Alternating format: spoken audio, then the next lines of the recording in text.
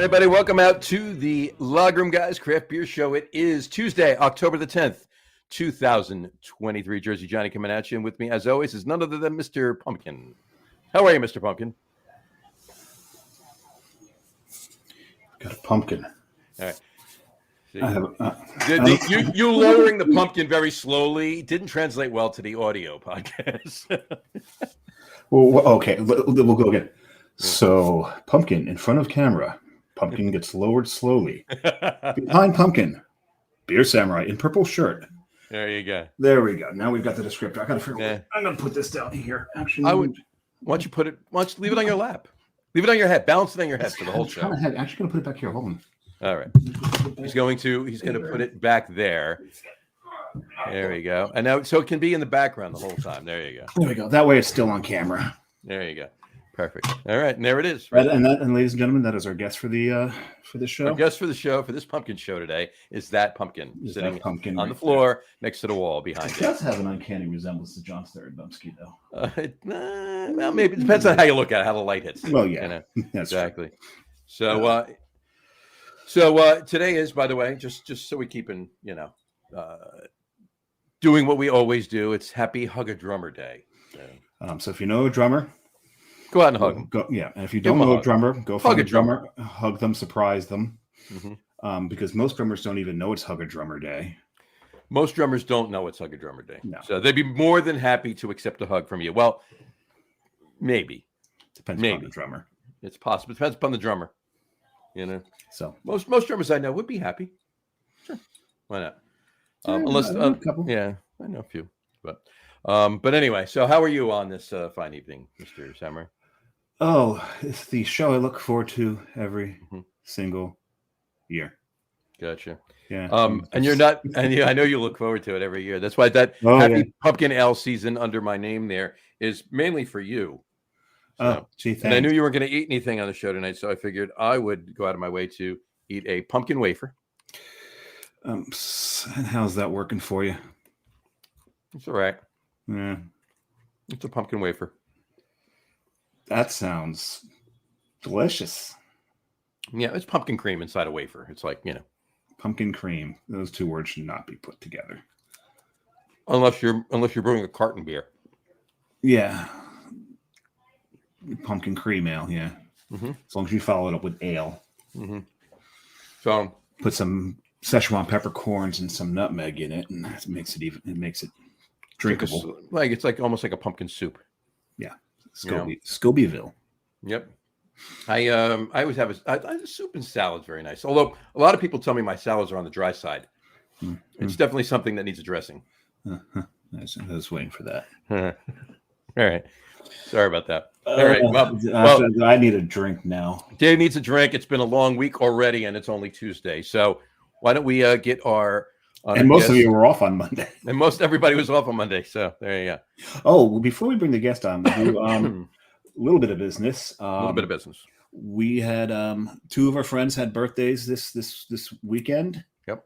The 7th and the 9th. They're both Brian. Mm-hmm. So happy Brian's Day. Happy Brian's Day. Yes, exactly. The 7th was Brian Boak. 7th was Brian Boak, and the 9th was Mr. Brian Altschul, better known as Brian Alt, our erstwhile, our stalwart producer. No. It's not stalwart.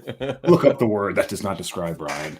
Oh, I used it ironically. I see. Ironically. There's no way you can smooth that out. Exactly. Oh, jeez. Right. Is he texting you now? No. He's mad, right? Yeah, it's like, oh, that's a big old fuck. Okay, yeah, you too. There you go. All right. Let's get the guest on because I need a beer and I know he does too. He's waiting with bated breath. Please welcome to the show. Eating fish again? He is, exactly. The small, like sardines, basically. So, ladies and gentlemen, please welcome to the show, Mr. John Staradumsky. How are you, sir? Hey, John. Thanks for having me. Thanks for coming on. We can't do a pumpkin show without you. So, well, we could, but but it wouldn't be anywhere near. We choose not to, and I appreciate that. There you go.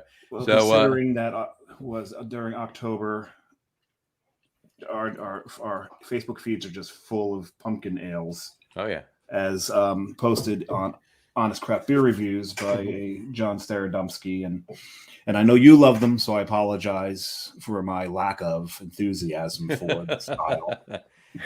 Yeah, they are good. I actually had one beer I'm having today. I actually had. I'll when I get to it, I'll tell you the story. But I actually had one earlier today. We were doing we were brewing a collab brew at a brewery in Middlesex. That's a county. No, it's also a town in that county. And that's a town. So for those who not familiar with New Jersey, it's the town of Middlesex in the county of Middlesex. Yes. In the state of New Jersey, in the country of United States of America. And there's a lot of sex in the middle. There you go. Yes, so it is our 4th annual pumpkin show. Fourth, yes. The first one was just you and I before we even had guests. You've been making me drink pumpkin ale that long. 4 years now. Yeah, 4 years running. You like it. You get your fill in one show and you're done, right? I was at a liquor store today looking for a 4th. And it is downstairs, so they're trying to find or cerveza calabaza, right? Because they all speak Spanish down there. They're talking, and they didn't have one. He goes, "I'll talk to the manager." I was like, "No, after tonight, I'm not drinking another one for another year. So don't even bother. There's no need to get one in." So I did manage to scrounge up a 4th. So we'll see when we get to. I'm actually having 2 tonight that I've never had before. Well, there you go. That's always a good thing, isn't it? Okay. All right. Oh no, it's always good. Well, it's great for your Untapped stats. Well, there you go. This is true. Right. So, well, I like the repeats on Untapped stats too. I like to get to a particular beer that I really like and be the top drinker of it on Untapped. I know somebody else that does that too. I only do it with 2 beers though. One is brewed by show your hat and shirt, John. Brewed by those guys. I think I'm number 1 drinker of that one, and the other one is right there. There, the green one right there. And the other one is Carton Boat Beer. Yeah. Why would we keep mentioning Carton? This one, by the way, is Building Sandcastles. If you haven't heard, yeah, it's Sabro Matueca. Mm-hmm. They put the lime in the coconut. And call you in the morning. That's how that goes. Put the lime in the coconut. But put the lime in the coconut. Call me in the morning. Yeah. That's the last one. So this beer that I'm going to drink now, when I check that in Untap, not individual, but total, it'll be my 10,000ths. That's 10 total check-ins, not unique. Total check-ins, not unique. Gotcha. Mr. Matt checked into his 10,000th a couple weeks ago. Unique. Well, he only checks into one beer. He only checks into a beer once. So anytime he never checks into a beer second, third, whatever time. Yeah. So his uniques and his totals it's the same number. Yeah. Can you guess which of the 2 of us doesn't have children? When he says 2 of us, he means him and Matt. Yeah, Matt. Yeah. If you're not following along at home, I think the three of us have kids. Trust the audience. Yeah. There you go. Anyway, all right, John, what are you drinking? I have a Brooklyn Post Road pumpkin ale. I've heard of them. The head is diminished a little bit since I poured it, but I got my Post Road pumpkin ale glass. There you go. Hashtag appropriate. Proper glassware. There you go. Very nice. Samurai, what are you drinking? Wallen Paulpack pumpkin ale. Wallen Paulpack pumpkin ale. And this is a pumpkin ale. And that's all you have to say about it. Very much a pumpkin ale. Is it? It's 6.8%. I see. Is it? Do you get the 6.8? You're either getting a little bit of that, or actually, I think what I'm getting is a mouthful of allspice. Yeah. Okay, fair enough. Mm-hmm. Very much allspice. Out of the 3 of us, my first beer, I'm probably drinking the smoothest of them. I'm having a pumpkin lager. Actually, I put in ale. That's wrong. I actually should change that on there. Hold on. We have the technology. No one cares. I know. There you go. Except you. It's pumpkin crop from Jack's Abbey. Crop. Okay. It's a pumpkin spice lager. It's actually mellow. Jack's Abbey does really good stuff. Pretty tasty. I wouldn't mind that. And what's funny is we talk about Untapped, right? I haven't, or so I thought, hadn't heard about this pumpkin crop from Jack's Abbey before. So I thought it was new. I really did. So, and I bought it. I had one before the show, not today, but like, over the weekend. And it was good. I'm like, I have it on the show. Definitely have to. So I went to Untapped, just happened to go to Untapped today. And apparently I had it at Jack's Abbey 9 years ago. So there you go. Well, there you go. We see their beers sporadically here. I didn't see that one at halftime. Okay. I ordered the Copper Legend, which I've had many times before. Good beer. It's solid beer. Very good. Yeah, I like that one. And their Fest beer, which I haven't had before. I got a can Also of a good beer. Mm-hmm. Yeah. But I haven't. They did. If that one comes in later, I will certainly get some of that. You definitely should get some of that. Have you been up to Jack's Abbey? No, I haven't. You haven't. But They're in Framingham. It's a beautiful space. I mean, it's huge. It really is. Yes. And they have the two separate breweries because they do the lagers on Jack's Abbey, and then Springdale they do all the IPAs. And the barrel room for Jack's Abbey stouts and sours is that's the barrel room is actually accessible through Springdale. It's so expansive, it's ridiculous. Wow. Yeah. And the food, Food's really the pretzel. Really. And it's funny because everyone really was like, "Oh, the pretzel! Get the pretzel! Get the pretzel!" The first time I went there, I ordered the pretzel. They burnt the hell out of it. So I went back and got the pretzel again. I'm like, okay, it is a good pretzel. Yeah. But no, the food there is really good. And what's interesting is since it's Massachusetts, they've got like TV screens all over the place. Mm-hmm. However, the best time to go to Jack's Abbey is when the Patriots are playing because the place is empty. Everyone's at the sports bars. They don't go to the brewery to watch the game. They're all at the sports bar. Jack's Abbey is practically empty. You're going to get really good service when the Patriots are playing. So I will make a mental note of that. That is pretty cool. And but the Patriots are playing on the screen. You can watch them, but they don't go there for that. They go to the sports bars. I haven't been like during that time, like you said. Do they have the sound on? Yeah, they do have the sound going. All right. So, yeah, the first time I went to Jack's Abbey was when I was living in Rhode Island, working in Rhode Island. Actually, I was living in Massachusetts, working in Rhode Island at the time, and went to Jack's Abbey after work one day, and I'm like, where is everybody? It's a Sunday and the Patriots are on. They're like, it's a Sunday and the Patriots are on. Well, the way they're playing now, I'd need to get framing hammered, I think. Oh, which variant? No, just any variant. Any one of them, right? Doesn't matter. Bring them just on. Bring a whole lot. Bring them on.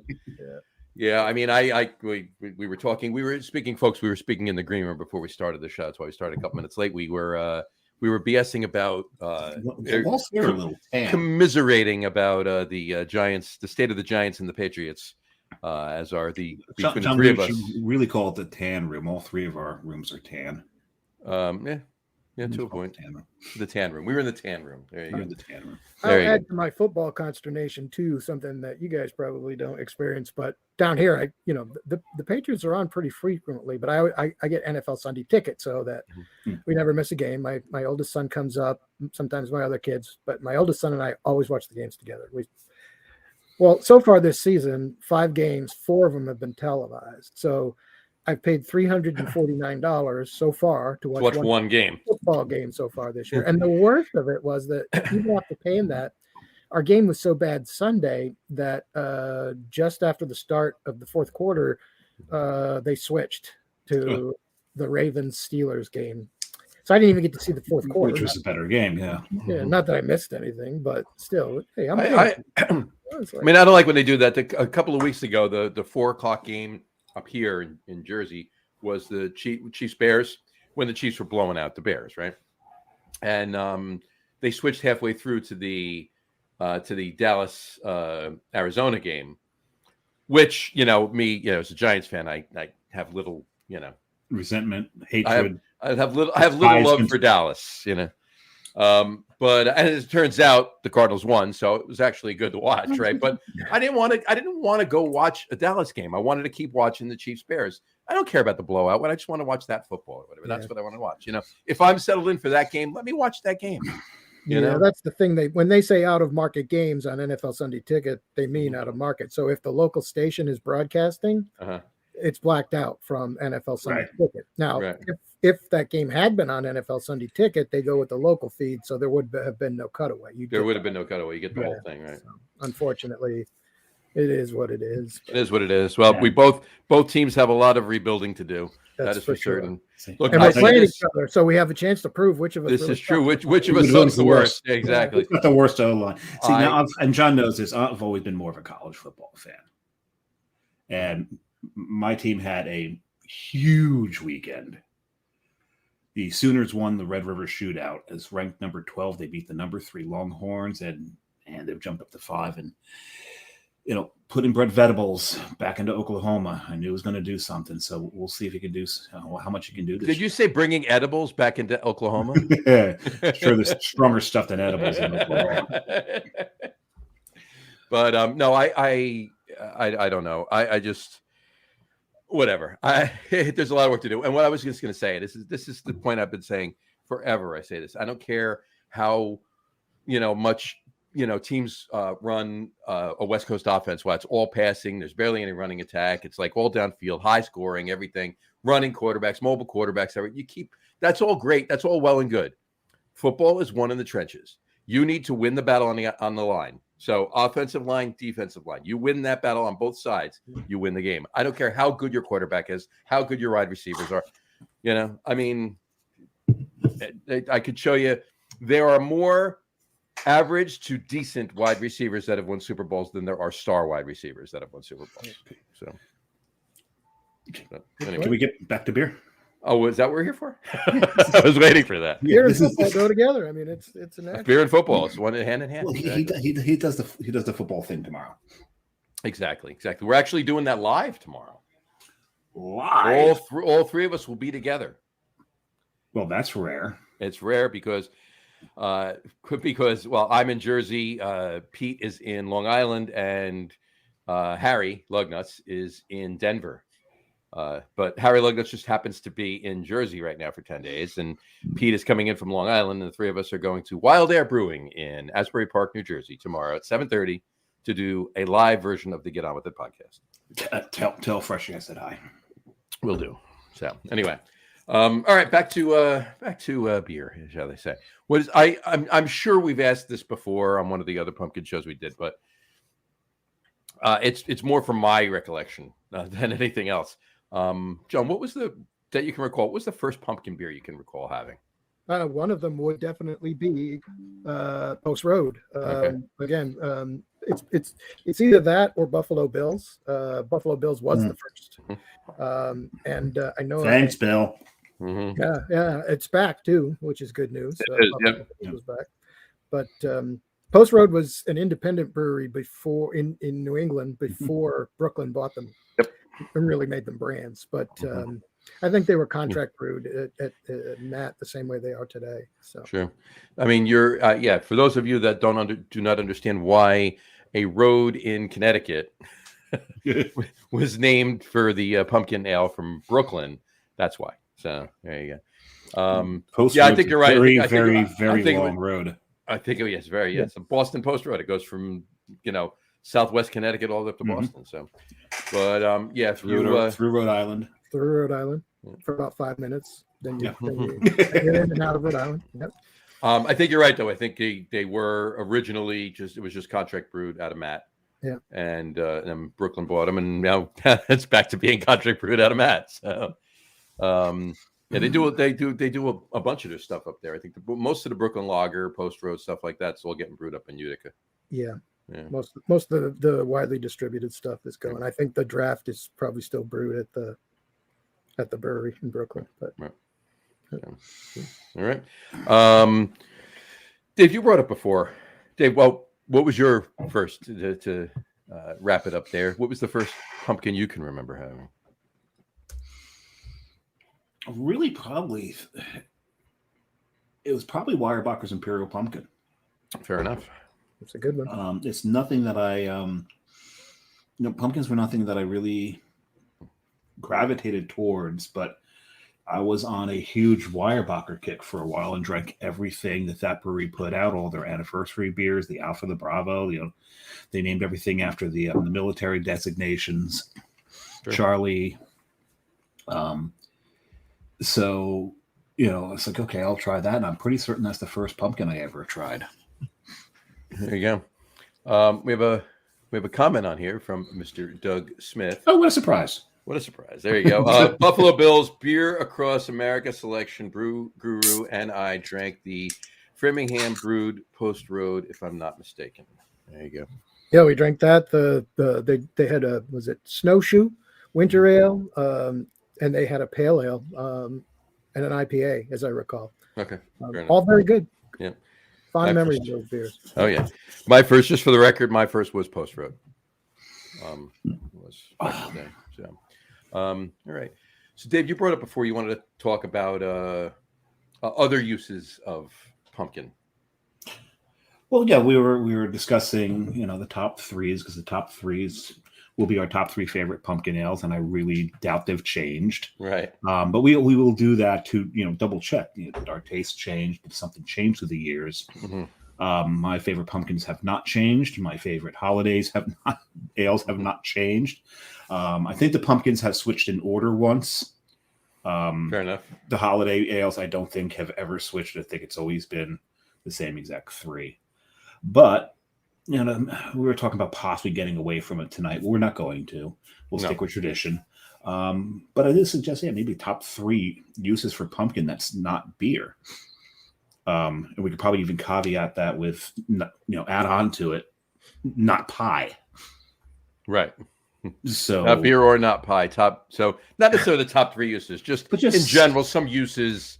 Like what have you lately, or ever for that matter, have had pumpkin or pumpkin spice or pumpkin meat or whatever you want to call it, or for that matter, any kind of squash that fits that bill, in different foods or what have you. John, you. Oh, of course, pumpkin bread. Sure. Oh, perfect. Yeah. Wonderful. Pumpkin seeds. Now, how do you spice your pumpkin seeds? Just a little bit of salt. Toast Really? them and lightly salt them and let their natural flavor come out. I bury those things in my She Devil spice rub. Oh, really? That sounds good. There you go. Yeah, that's interesting. And then just boiled pureed pumpkin with some butter, salt, and pepper is pretty good too. Yeah, very true. Take that pureed one step further, and you'll get to my favorite use for pumpkin, which is soup. Oh, that's true. That's very beautiful good. Pumpkin cream soup. You don't need to put all the pumpkin pie spices into it. Maybe a little nutmeg, and just swirl some cream into that. And the toasted pumpkin seeds on top, without the She Devil blasting the hell out of it. And that's add a little crunch. Yeah, that's actually pretty good. Oh yeah, good stuff. And a lot of these are, Oh, and the other thing you can do with the pumpkin soup, if you've got cinnamon raisin bread, turn those into croutons. Ooh. And use those croutons on pumpkin soup. That's nice. That's nice. That's yummy. As you would think, as you would figure, the lovely Jessica uses pumpkin. Loves pumpkin everything. Loves pumpkin everything, right? So she's got pumpkin spice Uggs, doesn't she? She's got pumpkin. We have pumpkin spice sheets on the bed right now. So, all right. So please don't go any further than that. Comforter. Warm. It's getting a little cool now. So anyway, show me your glass for a second. Cheers. Oh, very nice glass. And I had actually picked this out to drink from tonight before I saw your thing. So because I'm actually on my second beer. Very nice. We'll put them up in a minute, but I just want to say, Jess makes a soup, and she usually makes it a couple times during the fall. One of them, it's usually something we have on Thanksgiving as well. But she makes pumpkin soup and there's a bunch of stuff in it. She puts leeks in it. She puts a bunch of things. But she puts Italian sausage in it too. Okay. And it's really, really good. Sweet Italian sausage, right? Sweet Italian, not hot. Yes. Yeah, I don't think hot would work. No. But it's really, really tasty. She's made pumpkin lasagna before. So she mixes. So she'll make she'll. We just lost every Italian watching this show. She'll make she's half Italian, so. I mean, there's veggie lasagna made with zucchini and yeah. And well, she doesn't put She just takes. She'll whip the ricotta, right? Ricotta. She'll whip it, and Regat, right? She'll whip the regat with pumpkin meat, and pumpkin puree, right? And she'll just whip it, so it's like it becomes like a pumpkin puree ricotta. So, and then she'll make the lasagna with that. It's pretty tasty, actually. It's not really overly there. She doesn't really put any cinnamon or anything like that, and it's just the flavor of the pumpkin and the regat. So you're gonna have and she makes a pumpkin cream sauce over it that has a little bit of cinnamon and nutmeg in it. So it's pretty tasty. It's different, right? It's more of a different. Speaking of regat, I was at the Publix deli and asked for a pound of gabagool the other day. Gabagool. I didn't know what the hell I was. Did you get the gabagool? I had to tell her. I said, "Okay, it's the Capicola," and then I got it. They do have. We've had this discussion on the show a few times. If you go to Italy and say gabagool, they won't know what you're talking about. That's right. Yeah, they don't know what regat is in Italy. It is ricotta. It's ricotta. The C gets pronounced twice. It's doubled up. Ricotta. It's not. Yeah.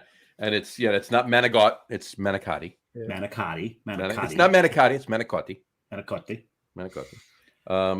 So, but it's how it sounds, right? It's the second show in a row we've given Italian pronunciation lessons. It is. Because last week we were Ghirardelli.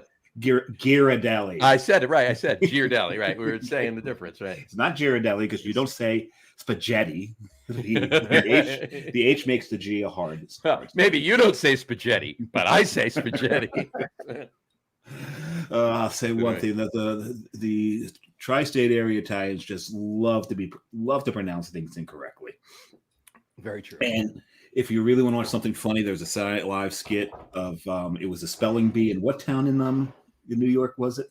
It was out in Brooklyn. It was in Brooklyn. It was the Sheepshead Bay, or something like that. Yeah. And if you really want to see what we're talking about, they cover off on pretty much everything on that one. It's hilarious.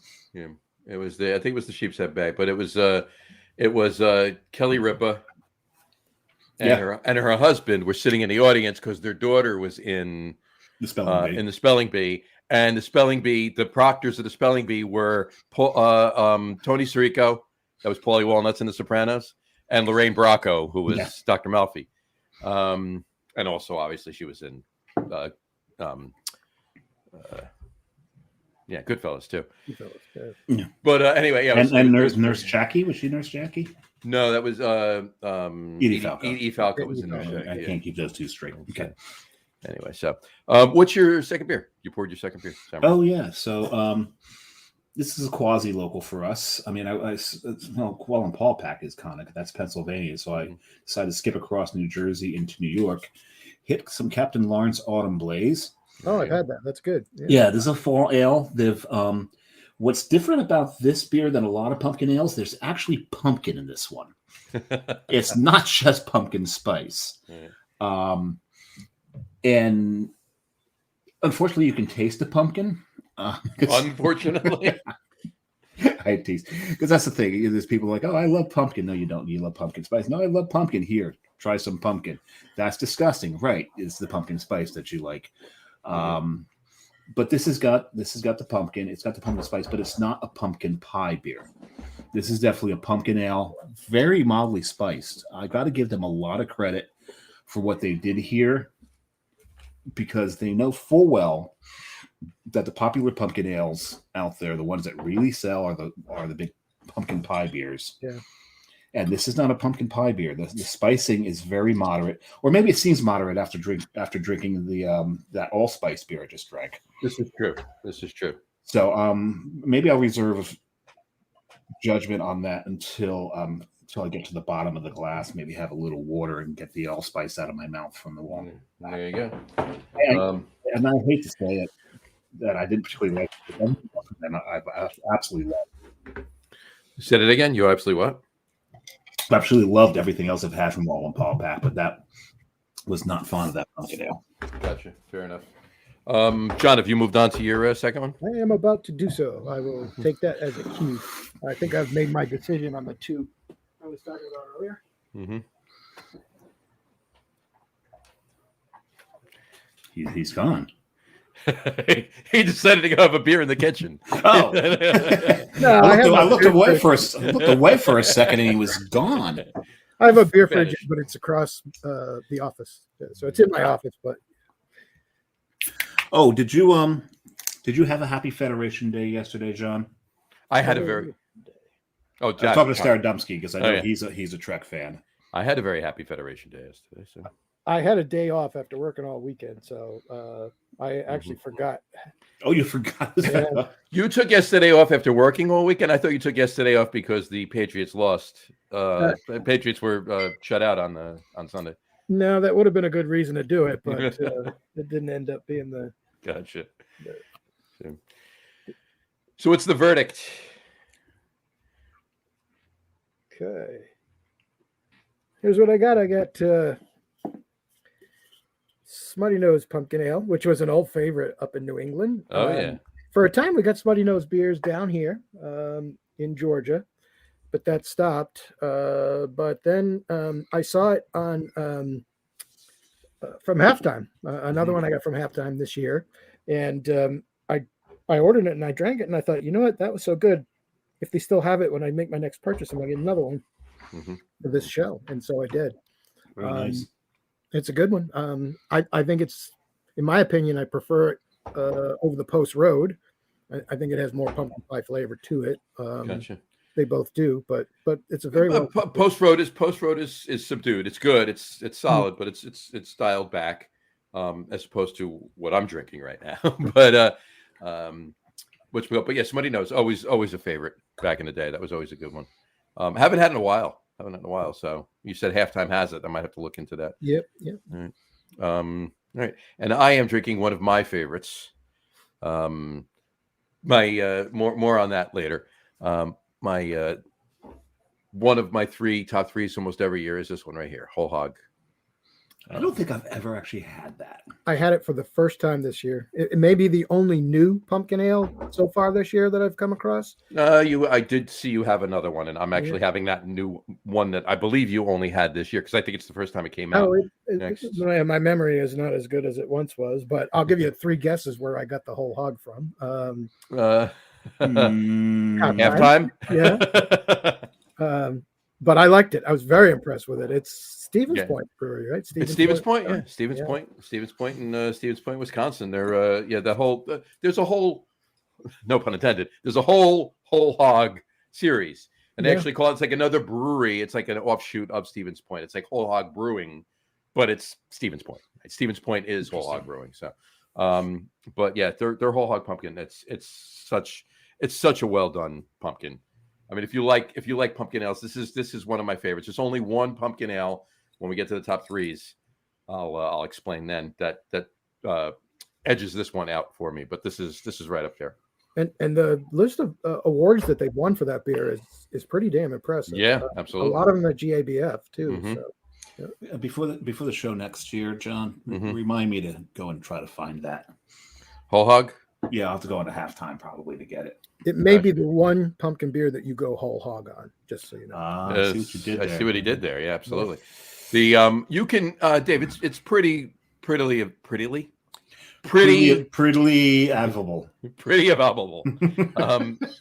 It's pretty decently available in Jersey. You can so if I get be able to find it, I can find it in Boonton.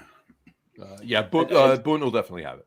Now that I've worked through this a little bit more, yes, you can taste the pumpkin, and it's not. They put pumpkin puree in it, but that might scare you into thinking the beer is thick. It's not thick. It's if you look at the color, it's got the SRM of an amber. It's got the body of an amber, actually. It is lightly. I actually knew a girl in college that had the body of an amber. Was her name Amber? Her name was Amber. Yeah. Okay. Yeah. Amber Waves of Gray. No, sorry. But I digress. It is not overly spiced, but the spices they've put in it have added an astringency to the beer. Okay. You've got, there's obviously, some phenolic acid going from some of the spices they put in that. We know many spices like cloves, allspice, even cinnamon can throw astringency. So, but you don't really taste a lot of the spices, but you do get that astringency from it. And we'll have an over-under before this whole talk is done as to how many times I will say astringency. Gotcha.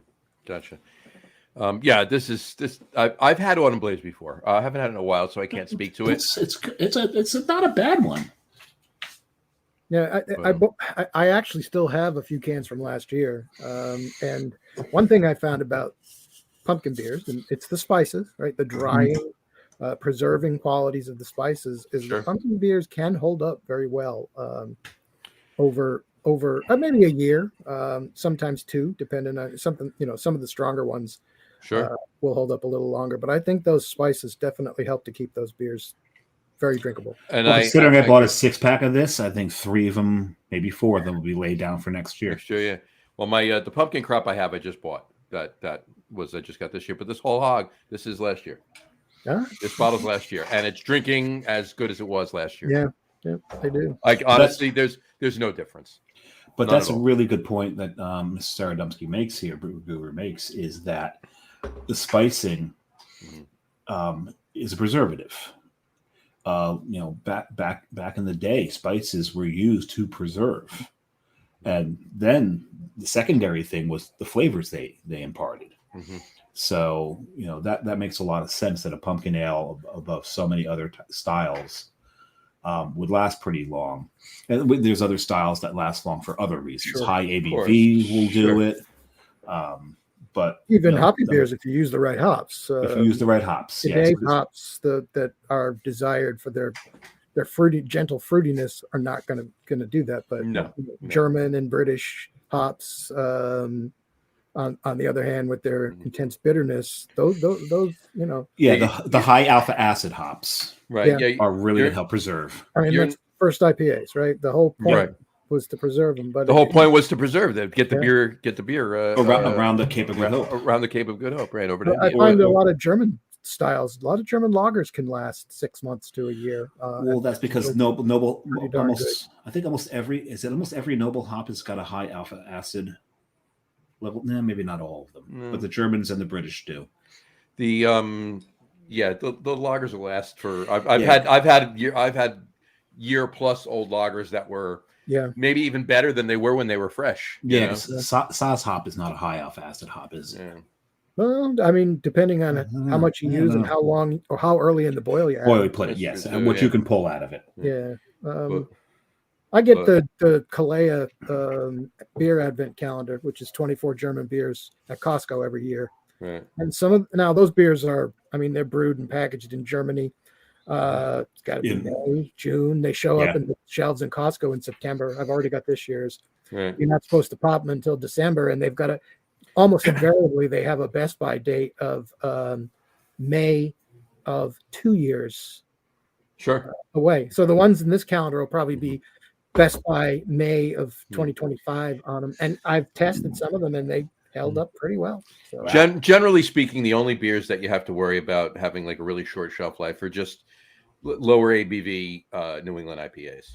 Juicy, nothing. Just the West Coast beers IPAs and too. Yeah. Well, West Coast IPAs too. You're gonna get DO in those, but they rust. Yeah, exactly. Way to put it. But I will tell you one thing. There's a brewery in Long Island, in Long Island City, in Queens. LIC beer. Don't tell somebody from Queens they're on Long Island. No, Long Island City. Even though physically Queens is on Long Island, don't ever say that to somebody from Queens or Brooklyn. You'll get shanked. Yeah, it doesn't happen like that. Anyway, so it's LIC Beer Project, right? They had, I forget which one it was, but they it was a New England IPA. It wasn't low ABV. It was probably like in mid 7s, maybe closer to 8, maybe. And I had bought a 4-pack while I was over there. Figure it was like maybe April or May, right? I'm in my fridge like 2 days after Christmas that year, and I'm pulling some beers out from the back of the fridge, and I found a can of it. I'm like, oh my God, this thing's 8 months old, right? 9 almost. John is known for this, by the way. He's no. I'm my chops are busted for it, but I'm not. Anyway, so I opened it up and I poured it off. It was delicious. It literally no dissolved oxygen, no DO, no nothing, no. It was. as fresh as I remember it. I mean, it sat in my fridge the entire time, so obviously that helped. But It does help. but I was really surprised that a 9-month-old 7.8% New England IPA was still good. You know, keeping them ice cold has a lot to do with it too. I find that back of the beers that fridge. gravitate towards the back of my fridge, where the cold air flows up or down from the freezer. Right.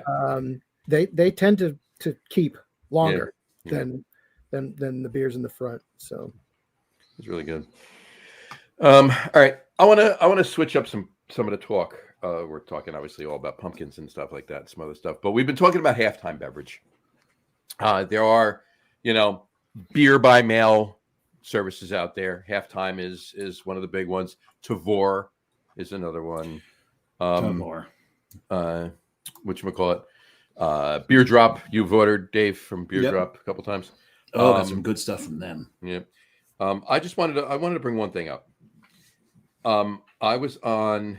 It's all right. Look, obviously these companies are making money, right? They want to make a couple of bucks, right? So you're buying a can, you're buying 2 cans, you're whatever you're doing. You're not buying 4-packs, you're not buying cases or anything like that. So yeah, you're going to spend a little bit extra, and I get it, right?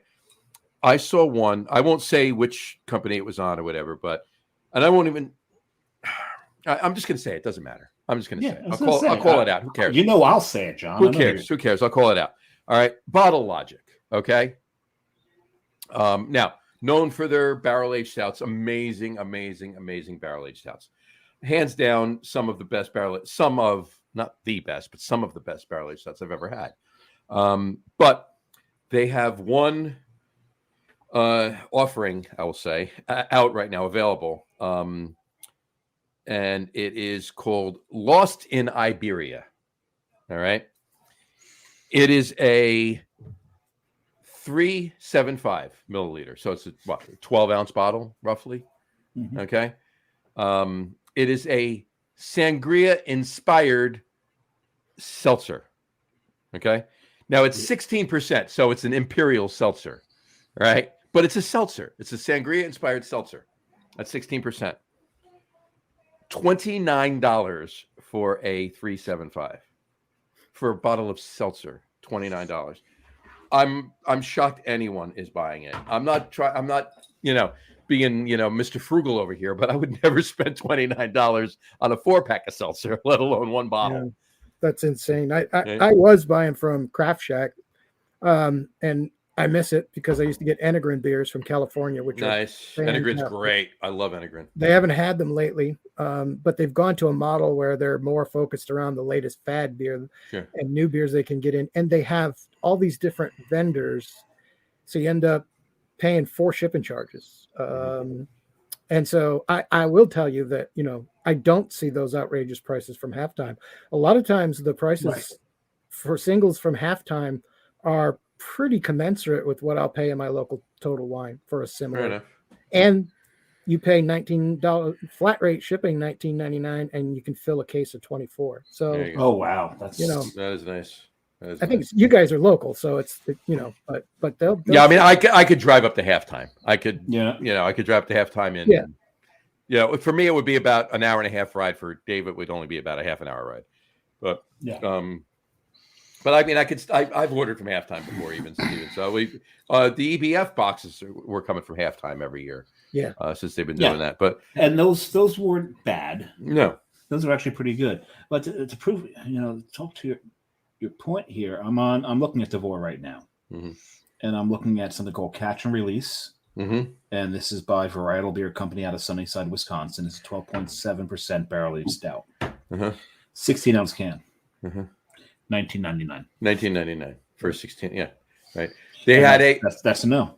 They had a double barrel aged imperial stout from it was Alaskan or Anchorage. I think it was Alaskan, but amazing stouts. I've had their one barley wine was the triple barrel barley wine. Were you there, Dave, when we had that? That Neil brought that over to Brian's house. That was amazing. I don't think so. That was amazing. It was an amazing barley wine. Anyway, $70 for a 500 ml bottle. $70. Wow. 70. And I thought this was bad. Cinnamon Coconut Bee Bomb from Fremont Brewing. Brewing. Yeah, Fremont is going to be up there. It's a 20. Oh, well, it's a 22 ounce at least. It's $35. Yeah. I did pay with shipping. It was $20 for shipping and $10 for insurance for one bottle of West Flatern 12. Well, I said, you know what? I'm just gonna do it, and I paid $75 for a bottle of it. One bottle. Including the shipping and the insurance. That was from Craft Shack, and to be fair, they did give me the opportunity. I had never had it before. I'd just never seen it, and it was worth it to be able to experience that beer. But most beers, no, it's not worth those. No, it's not. It's ridiculous. It really, really, really is. I mean, you think about it. All right, a 500 ml bottle for like $20. We're looking at it. I mean, that's what you're paying. If you're going to the brewery and they have 500 ml bottles of their barrel aged stout, 14%, whatever, they're going to be $20. So it's 20, John, 24 or 26. It's kind of in line, and you're not going to, what are you going to do? Hop a plane to go get it? Just order it and you're good to go. But John, here, tell me how much this costs. Barrel aged cordially yours, 2023 from Rheingeist out of Cincinnati. Right. This is a 500 milliliter bottle. Yep. Guess how much? $29. Actually, only 17. Really? So I get befuddled sometimes as to why one beer will be this, one beer will be that. So there's got to be something in the deals that they have with the breweries, where the breweries are the breweries price gouging, or is Tavour price gouging? You don't know. Yeah, this by any means, this is no dig on Tavour. You don't know whether it's coming from the brewery. You don't. And by the way, I am ordering that. Tavour, that Rheingeist, I'm ordering that right now. It's not a knock on any of them because I mean, I usually get. I don't know if they'll have it this year because I've seen some beers disappear. But usually every fall, they have a 750 of Alaskan Smoked Porter for $11.99, which is not a bad price. Not a bad price at all. No, I will. And I'll get 5 or 6 of them when they have them. But yeah. I will. Yeah, if I see that come across, I'm definitely going to get that. I did just pick up a bottle of, where is it? Kuhn. Yeah. What do you think's in my crate? Kuhn. Did you get the Fourth Dementia? The bourbon barrel aged? Yeah. Yes, bourbon barrel aged Fourth Dementia Old Ale from Kuhn in Michigan. It's like the highest rated old. I'm a huge old ale. Freak. You're just a freak. I'm just a huge freak, but that's me. It's like the number 1 rated old ale in the world. It's so freaking good. It's crazy. Oh, I just came across Lost in Iberia. There you go. That's order it. Go ahead, have it. No, I'm not ordering that. Ugh, no. Anyway, but you know what? These services do allow you to experience beers that you otherwise wouldn't have. This is true. When am I going to go to Michigan and get this old ale? Right. Not only that, but for me, and a bottle of old ale is $10.99 for that bottle too. I'll pay that all day for that bottle. One of the most attractive features for me is because they're up north. I can order a lot of New England beers and New York beers that I used to really love, and I can't get them down here. For the price, I mean, to me, it's well worth for $20 shipping. To fill up a box of great New England and New York, New Jersey beers, I'm all over it. I think it's well worth it. So. And I will tell you too, the shipping for Tavour is like 14 and change. It's not. It's like $5 less than. I can. Yeah, and the thing is, which surprises me that it's that cheap, because the services that they use, they ship it in to a third party, and it's not like it's going FedEx, not going UPS, it's not going USPS. It is actually almost like a personalized courier service that they use. Right. And a lot of these this style, and kind of, even though it doesn't sound like it, I kind of know what I'm talking about. I'm in logistics.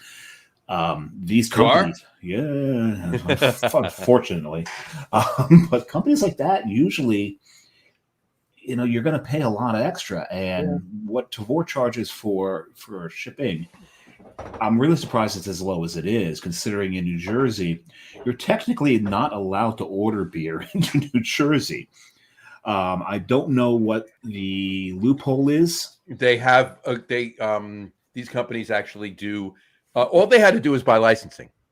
Okay. That's all they had, shipping licensing. That's it. Yep. As long as the state's getting their money, they don't give a shit what you do. Yeah, they don't care. Yeah, this is true. Georgia passed a law and allowed beer and wine to be shipped into the state, but as John said, you got to pay the tax. You got to pay the tax, man. As long as they get their cut. And That's they it. don't care, But I've noticed too that, just as you say, some of the halftime stuff comes from Missouri. So it comes FedEx, Right. but it's shipped from Missouri. It's and shipped not from Missouri, not from some New of them York. do come from New York, but quite a few packages have come from Missouri. So they're shipping all these beers out to Missouri and letting that vendor handle the packaging. Handle the packaging and everything Yeah. else, right? Okay, so I just ordered something for our next show. We'll see if it gets here in time. When are you closing your crate? That's the. I'm going to close it tonight. I'm not putting anything in here that needs to wait. Okay, here's $60 for a 750. It is perennial, and I love perennial. But when James says it's a damn good beer, I just don't know if it's worth that to me. Right. Well, it's what it's worth to you, right? I mean, that's the biggest. Yeah. That's the biggest thing.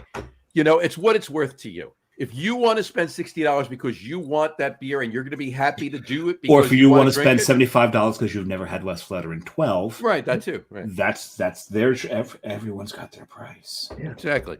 Now I can die and say I've had it, and it would. Yeah. Hey, if I died with an extra $75, my kids are just going to blow it on some stupid shit anyway. I'd rather have the West Flutter. Here lies John Staradumsky. He was able to drink West Flutter in 12. His kids are each $15 poorer. Sorry.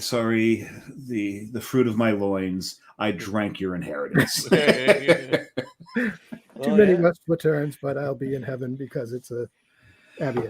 Okay, exactly. So my crate will close and ship on the 16th. It will not be here in time for that show. Yeah, it might not be here in time for the second show. It takes about a week and a half for the shipping. It wouldn't make it for the show. It's not gonna make it for you'll have it. You'll have it for the 31st. Yeah, the 16th, the 27th. They're saying. You'll have it for the Halloween show. I can't change it.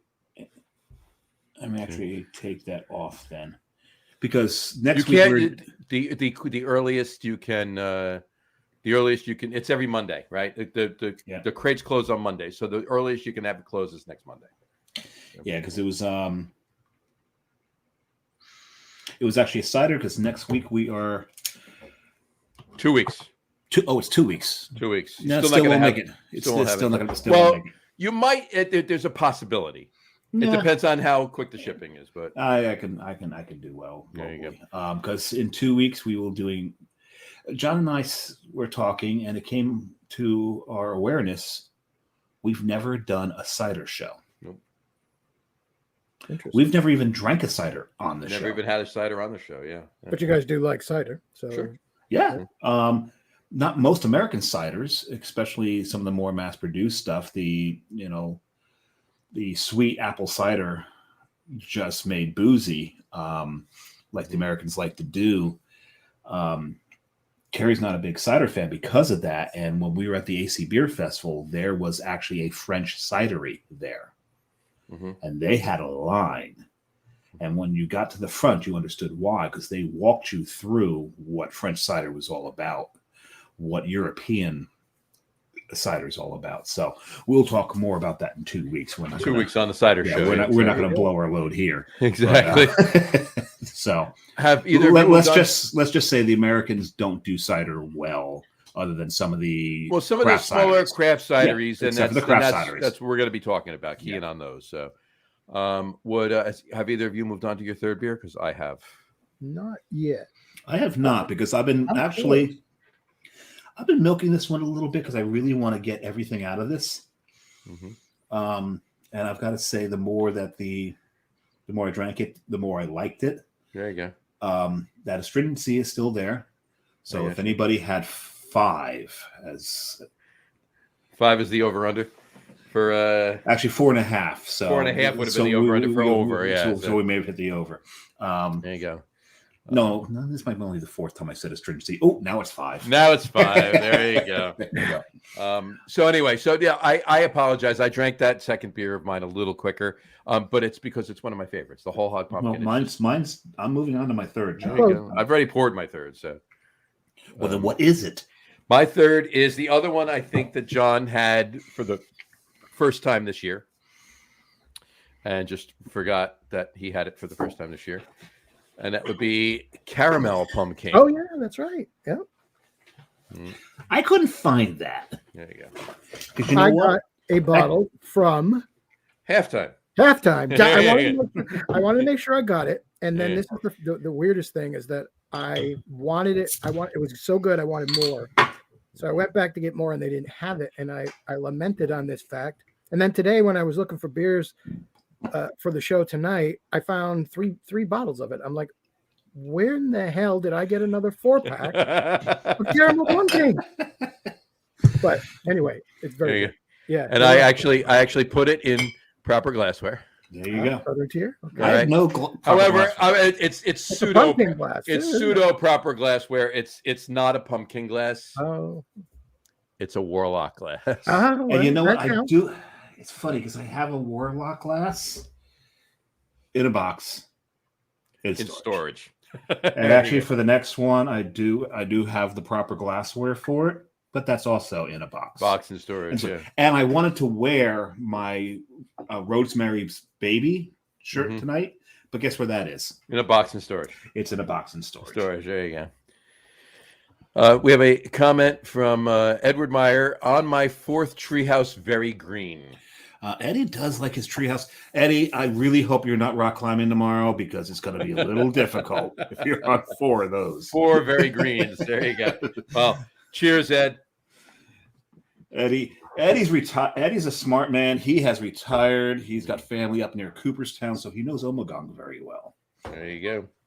Never brought me back any Eddie. Eddie? Never Any brought me Eddie? back. Never Any brought me back Eddie. any Eddie. Any Eddie. Any Eddie. Any Yeti. Oh, Yeti. no. Wow, I need a Yeti. I could go for a Yeti. Well, no wonder he didn't bring any Yeti. He was in Cooperstown. Hey, you know what? Wasn't it Denver? He was like, You know what? I now like Yeti even better. You know why I like Yeti even better? why do you like Yeti even better? They've never done a pumpkin spice Yeti. There you go. No, no, they haven't. They have not. That's respect.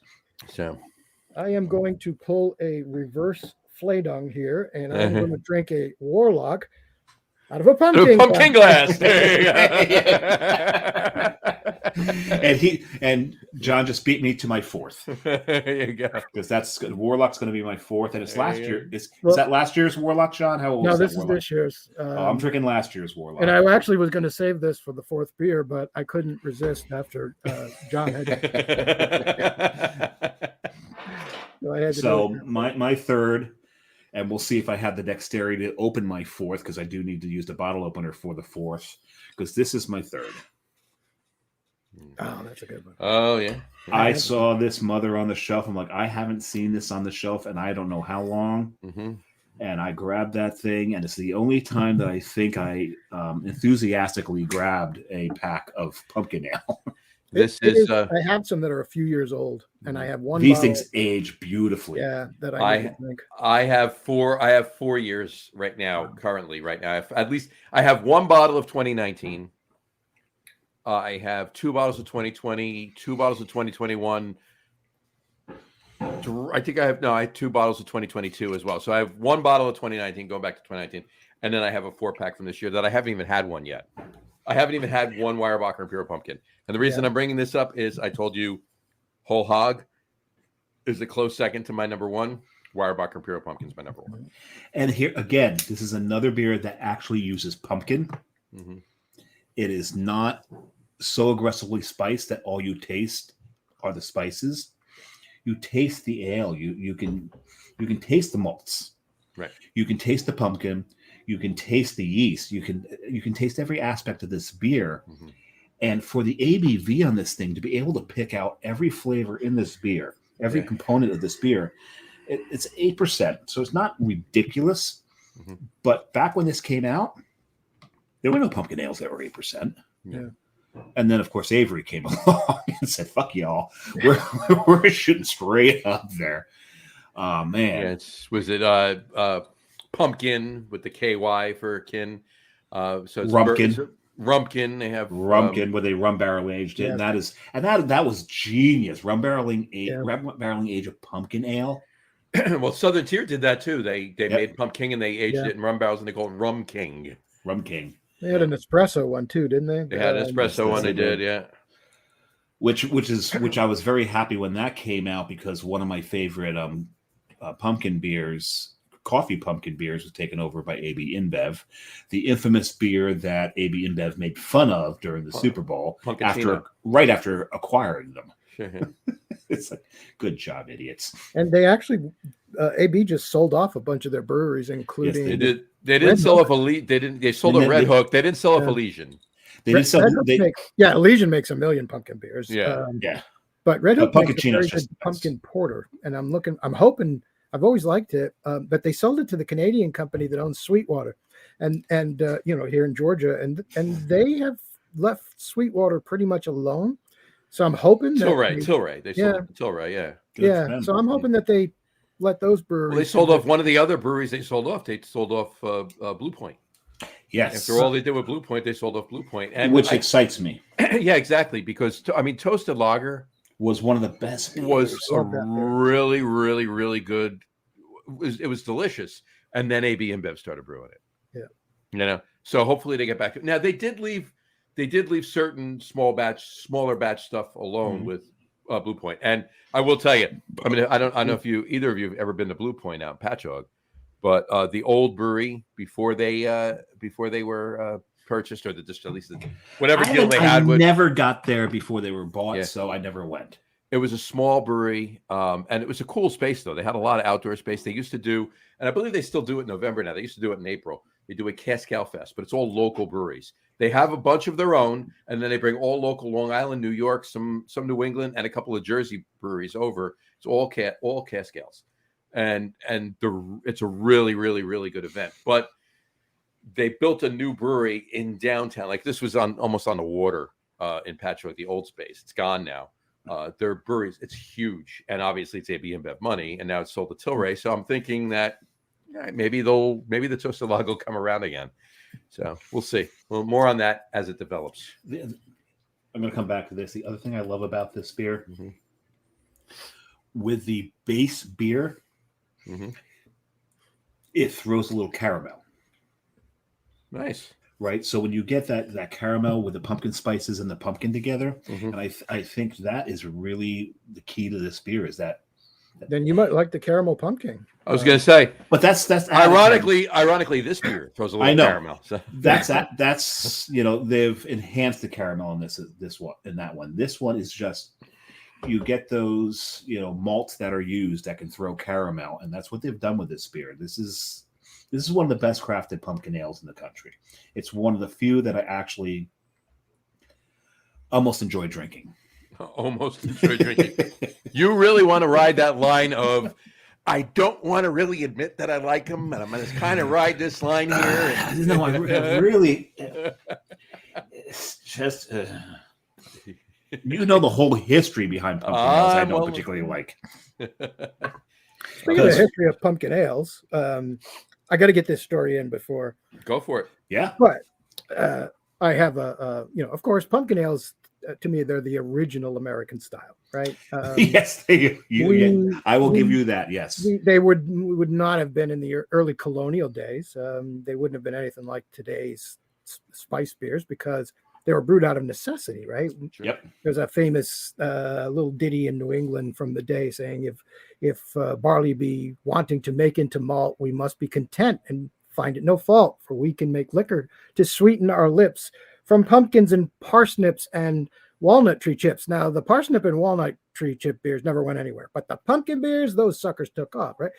But the point is that they didn't have barley, they didn't have malt in the early days when the Pilgrims first got here and settlers in Virginia. So they used what was readily available. And I'm a direct descendant of William Bradford, who came over on the Mayflower and was the first. This is why you like pumpkin ales. It's one of the reasons, because everybody knows that when 4 centuries ago the Pilgrims landed at Plymouth Rock, and one of the reasons that I've seen it attributed to William Bradford. Chuck Triplett reminded me today that it's probably more often attributed to the captain of the Mayflower. but I'm not a direct descendant of the Captain of the Mayflower, so I'm Screw going that. with William Bradford. Yeah. But Yeah. the reason they landed the ship was that our victuals were much spent, especially our beer. So the moral of the story is that all of you Johnny-come-latelys out there in the craft beer world, my ancestors were out there 4 centuries ago making beer runs to find the latest in American craft beer, long before you guys ever did. So Absolutely. there you go. And but the connection Yeah, is again that, you know, what did they, when they got there, the Native Americans introduced them to the pumpkin. Pumpkins originally, you know, they And this is originated. so appropriate because yesterday was Indigenous Peoples Day. Yeah, that's true. Yeah. And pumpkins came from Central America and Mexico. They weren't originally from North America, but they spread here by the time that the colonists, the pilgrims arrived. Well, no, wait a second. There was no one There living you here before the colonists arrived. They were, but yeah. Luckily, they had pumpkins, right? So Fair enough. Well, they needed, they and could. they introduced them. Grain to the that they colonists, had. and shortly thereafter killed them for it. But Yeah. Any grain that the colonists had, they needed to turn into bread. Well, they gave them, like, it was cold. They gave them nice blankets to use. I mean, you know, so infected with smallpox. Yeah. But they needed to use all their grains that they had left over or could possibly grow for bread. So they needed another soluble sugar. Right. And that's where the pumpkin came in, the walnut Very chips, the fermentable. parsnips. Yeah. But the thing is, the point that I make about this is that when they brought in their first crop of wheat and barley and had excess, right. First thing they did is they started making beer out of that stuff and stopped making pumpkin ales because they were god awful. There was just something to get them with a nice buzz until Buffalo they had Bill alcohol, so they lived through it, right? They suffered, but until Buffalo Bill came along and decided to rejuvenate the style, and it could have ended there until Sam Calagione decided to popularize the style. Yeah. I'm sure he didn't decide to popularize the style, but he came out with a beer. He actually won a beer contest with it at the Punkin' Chunkin' competition. Sure. And it became huge. And now almost every July, July and August, we get inundated with them. But it does have that charm of, you know, I mean, because they didn't have pumpkins in Europe, I mean, most of the styles we enjoy today, the original styles that America has been big on modifying and trying to make bigger and better and going in all different directions. But it was the one thing, really, I mean, you can make an argument for steam beer and cream ale. But those are still variations on beers that came over here from Europe, whereas beers brewed with pumpkin had to be American, since they, you know, maybe they're originally from, you know, I'm sure the Central Americans and the Mexicans. I'm sure somebody in Central America and Mexico actually brewed a pumpkin. Oh, but maybe not. But well, I mean, it's a very big possibility, right? So they might very well have fermented pumpkins as well as corn, right? So it's very possible. I just hope they didn't chew it and spit it out. But here's the thing. And I love this whole, it was the original American beer. And you look at all the things that we've done to beer. We've Americanized so much of it. We have made imperial stouts. We made milkshake stouts, pastry stouts, imperial IPAs, milkshake IPAs. We've done all these things too. We've Americanized so many things. And the Europeans are starting to follow all those trends. They're starting to brew these themselves. Europeans don't do pumpkin beers. Yep, that's a good point, actually. I mean, because one of the fun things about Untapped is I have a lot of people I'm connected with there in Europe. Sure, they're going, "What are you drinking?" And I've never thought of that, but you see all the time. You see what is this pumpkin ale you speak of? But I don't see any European. They have no desire. They have no desire. Well, how readily available are pumpkins in Europe, though? No, they can get them now. They can get them, but how readily available are they? Okay, so we're going to mention this damn brewery again. But Carton Brewing makes a beer called Rav. Rav is a pumpkin ravioli beer, which is based off of a recipe out of Italy. Yep. So the Italians do grow pumpkins, and they make things out of it. Pumpkins did make it to continental Europe, They grow them there. They do make dishes out of it. Pumpkin is a thing there. Is it huge? No, not like it is here. They do. But they do make dishes out of pumpkin over there. One dish, the ravioli definitely, but I mean one dish that and it's one of my favorites. It really is. It's like a butternut squash ravioli, or a butternut squash tortelloni. Actually, is what there's a restaurant on Hanover Street in Boston that it's Panza. If I knew make amazing butternut squash tortelloni with a brown butter sage sauce. It's amazing. It's so good. If I knew we were going to mention Boston so much on the show, I would have wore my Bukowski shirt. There you go. There you go. I could have worn my Bukowski shirt. I wore this instead. Actually, I would have worn my Tom Brady jersey. To be honest with you, is what I would have done. Oh, if you're going to wear a Tom Brady jersey, and the thing is, I didn't think about this, John, but if I'd want to make fun of you, I do have a Traderade shirt. From up Smug. in Rhode Island. Smug Brewing. Yeah. So, nah. Yeah, but that wasn't for Brady. That was for Gronk. That was for Gronk. No, it was no, the one I had was from Brady. It was Brady. Was it? No, Traderade was brewed for Gronk. But it had Brady on it, right? No. It has it's got the Tampa Bay logo. Yes, this one did too. They must have done two because maybe they did too. Maybe they did a Brady one and then they did a Gronk one. They did it for Gronk with Brady on it. I was living there when they brewed it, and they brewed it, and maybe it was the second time they brewed it though. The first time, no, it was the first time they brewed it. It was during COVID, and when you went to the brewery to pick up your 4-pack of Traderade, they had a cardboard cutout of Gronk back in the brewery for you to see. And the thing about Rob at Smug, he rarely does a beer twice, other than his flagships. Right. He was forced to do this one again because it sold so well. But it was always about Gronk. Brady was already at Tampa. Yeah. Pardon me while I have one more one of Jess's pumpkin spice almonds. There you go. There you go. Just gonna have one. Oh, it's made by Choker. It's made by Choker, yes. Choker. So anyway, and of course, Dave, you're well aware of my favorite Smug beer. Yes, that one. I don't know if we could ever get our hands on that one again. So good, such an amazing beer. It's just maple syrup in a can. Pretty much. Hence me saying it's such an amazing beer. It is perhaps the greatest maple adjunct beer ever created. It's called Cabin Fever, right? Cabin Fever. Yeah. And it's really just it's almost basically just fermented maple syrup. Give me time. We'll work on one. Yep, you gotta get. Do a collab with Rob. I have a few maples in the works, so don't worry about that. Do a collab with Rob. Take one of those maple beers, rum barrel age it. And maybe you're right. I just found my photo for my website, and it doesn't have either. I don't. For some reason, I was sure it was about Brady, but you could very well be right. It just says Traderade on it. Well, I'll give you this, John. When Dave was first telling me about it, when he was first up there, and he called me like that day. There it is. And he told me what it was. I immediately went to Brady. Obviously, it's Brady, right? It's got to be Brady, right?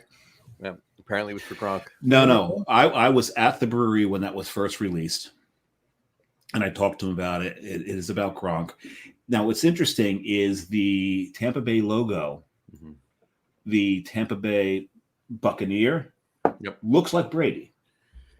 So I think they did that on purpose because Brady's the whole reason Gronk came out of retirement and went down to the Buccaneers would play with Brady. Sure. But no, I lived 4 blocks from the brewery. I was there during COVID. That brewery was my lifeline to alcohol and also other human contact. One of the guys who worked there, Andrew, I saw he was the human I saw more than anybody else in 3 months during the beginning of the outbreak. But that was a fun release. I did manage to get the shirt. Maybe John, next time you're on, I'll wear the shirt. That would be cool. That would be cool. That was a fun. And I miss that brewery. That's yes, I miss Tilted Barn. I do miss Tilted Barn. I miss Long Live. I miss Buttonwoods. There's a bunch I miss, but nothing like Smug, My because brother lives right around the corner from Buttonwoods. it's such a cool brewery. I too, miss right? most of the older ones, and the originals like Union Station and Trinity. Those were Right. and Coddington. Coddington is like really good too. But Yeah. I- Great burgers too, man. yeah, everything. The food was always good there. I just went in the Jersey closet. There you Oh, go. But there you the thing about Smug, and it's this whole thing where if you got a brewery right around the corner from you, every beer you drink there is probably 0.5 to 0.75 better Yep. than it probably is. Yeah, the proximity is. 'Cause I got a everything- Taco Mac right around the corner from me. So That's true. everything always tastes better there. But I get it. It's true. Your local brewery is that. I actually have Reformation is maybe another mile from there. So Well, that's the whole thing. It's what you declare your local brewery. See, when I was in Rhode Island, being just 4 blocks from Smug, it was really easy to call that my local brewery. Yeah. Here, what I refer to as my local brewery is not actually the closest brewery to me. It's not even the second closest brewery to me.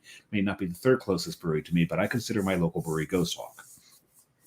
It doesn't hurt that it's across from the best hot dog joint in all of America. Mm-hmm. It Ruts Hut. And they play that up. And you know what? Yeah. Ruts Hut loves it too. Ruts Hut is a great partner with them. No, they do. They do. But I consider them my local brewery.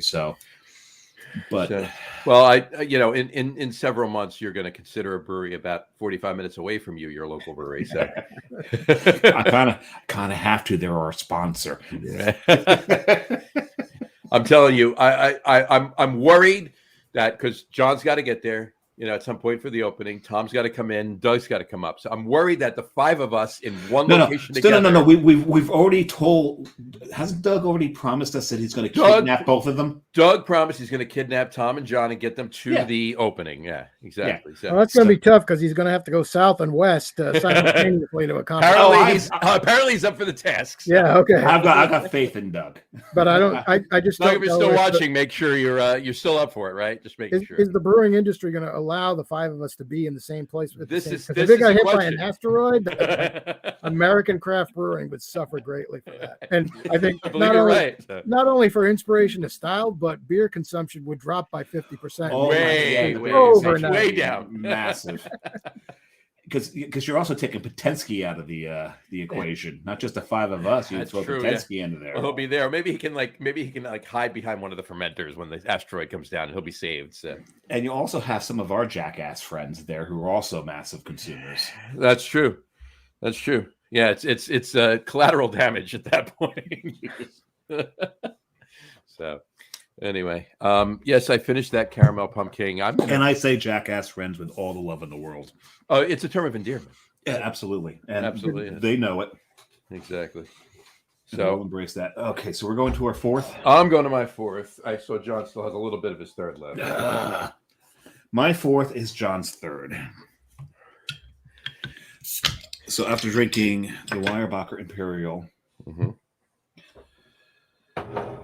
going off to Warlock, and Warlock is not a small beer.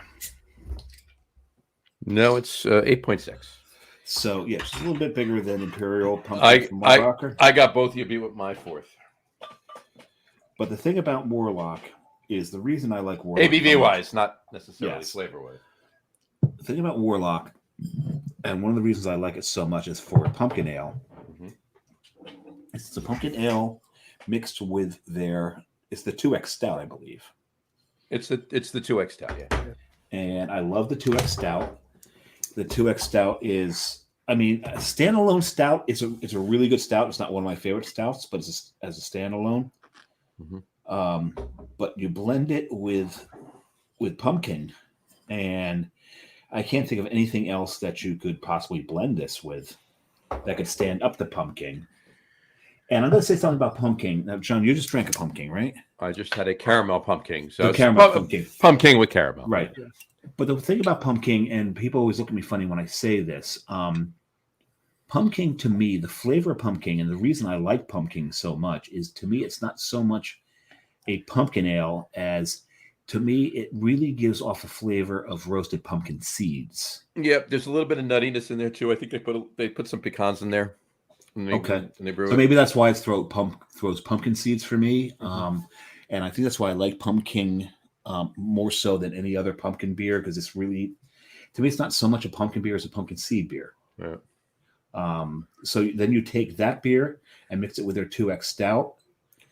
And well, we'll just save that for the top threes now, won't we? And there you we'll save that for the top threes. There you go. Yeah, I do like dark pumpkin ales, and not a lot of breweries make them. Of course, Elysian does, because they do everything. Pumpkachino, Yeah, Pumpkachino and everything else. Yeah, and then when you said Red Hook makes the pumpkin porter. They do a porter. Well, speaking of dark pumpkin ales, right? Are you finishing off with the dark there, John? No, you're finishing off with one of the kings, aren't you?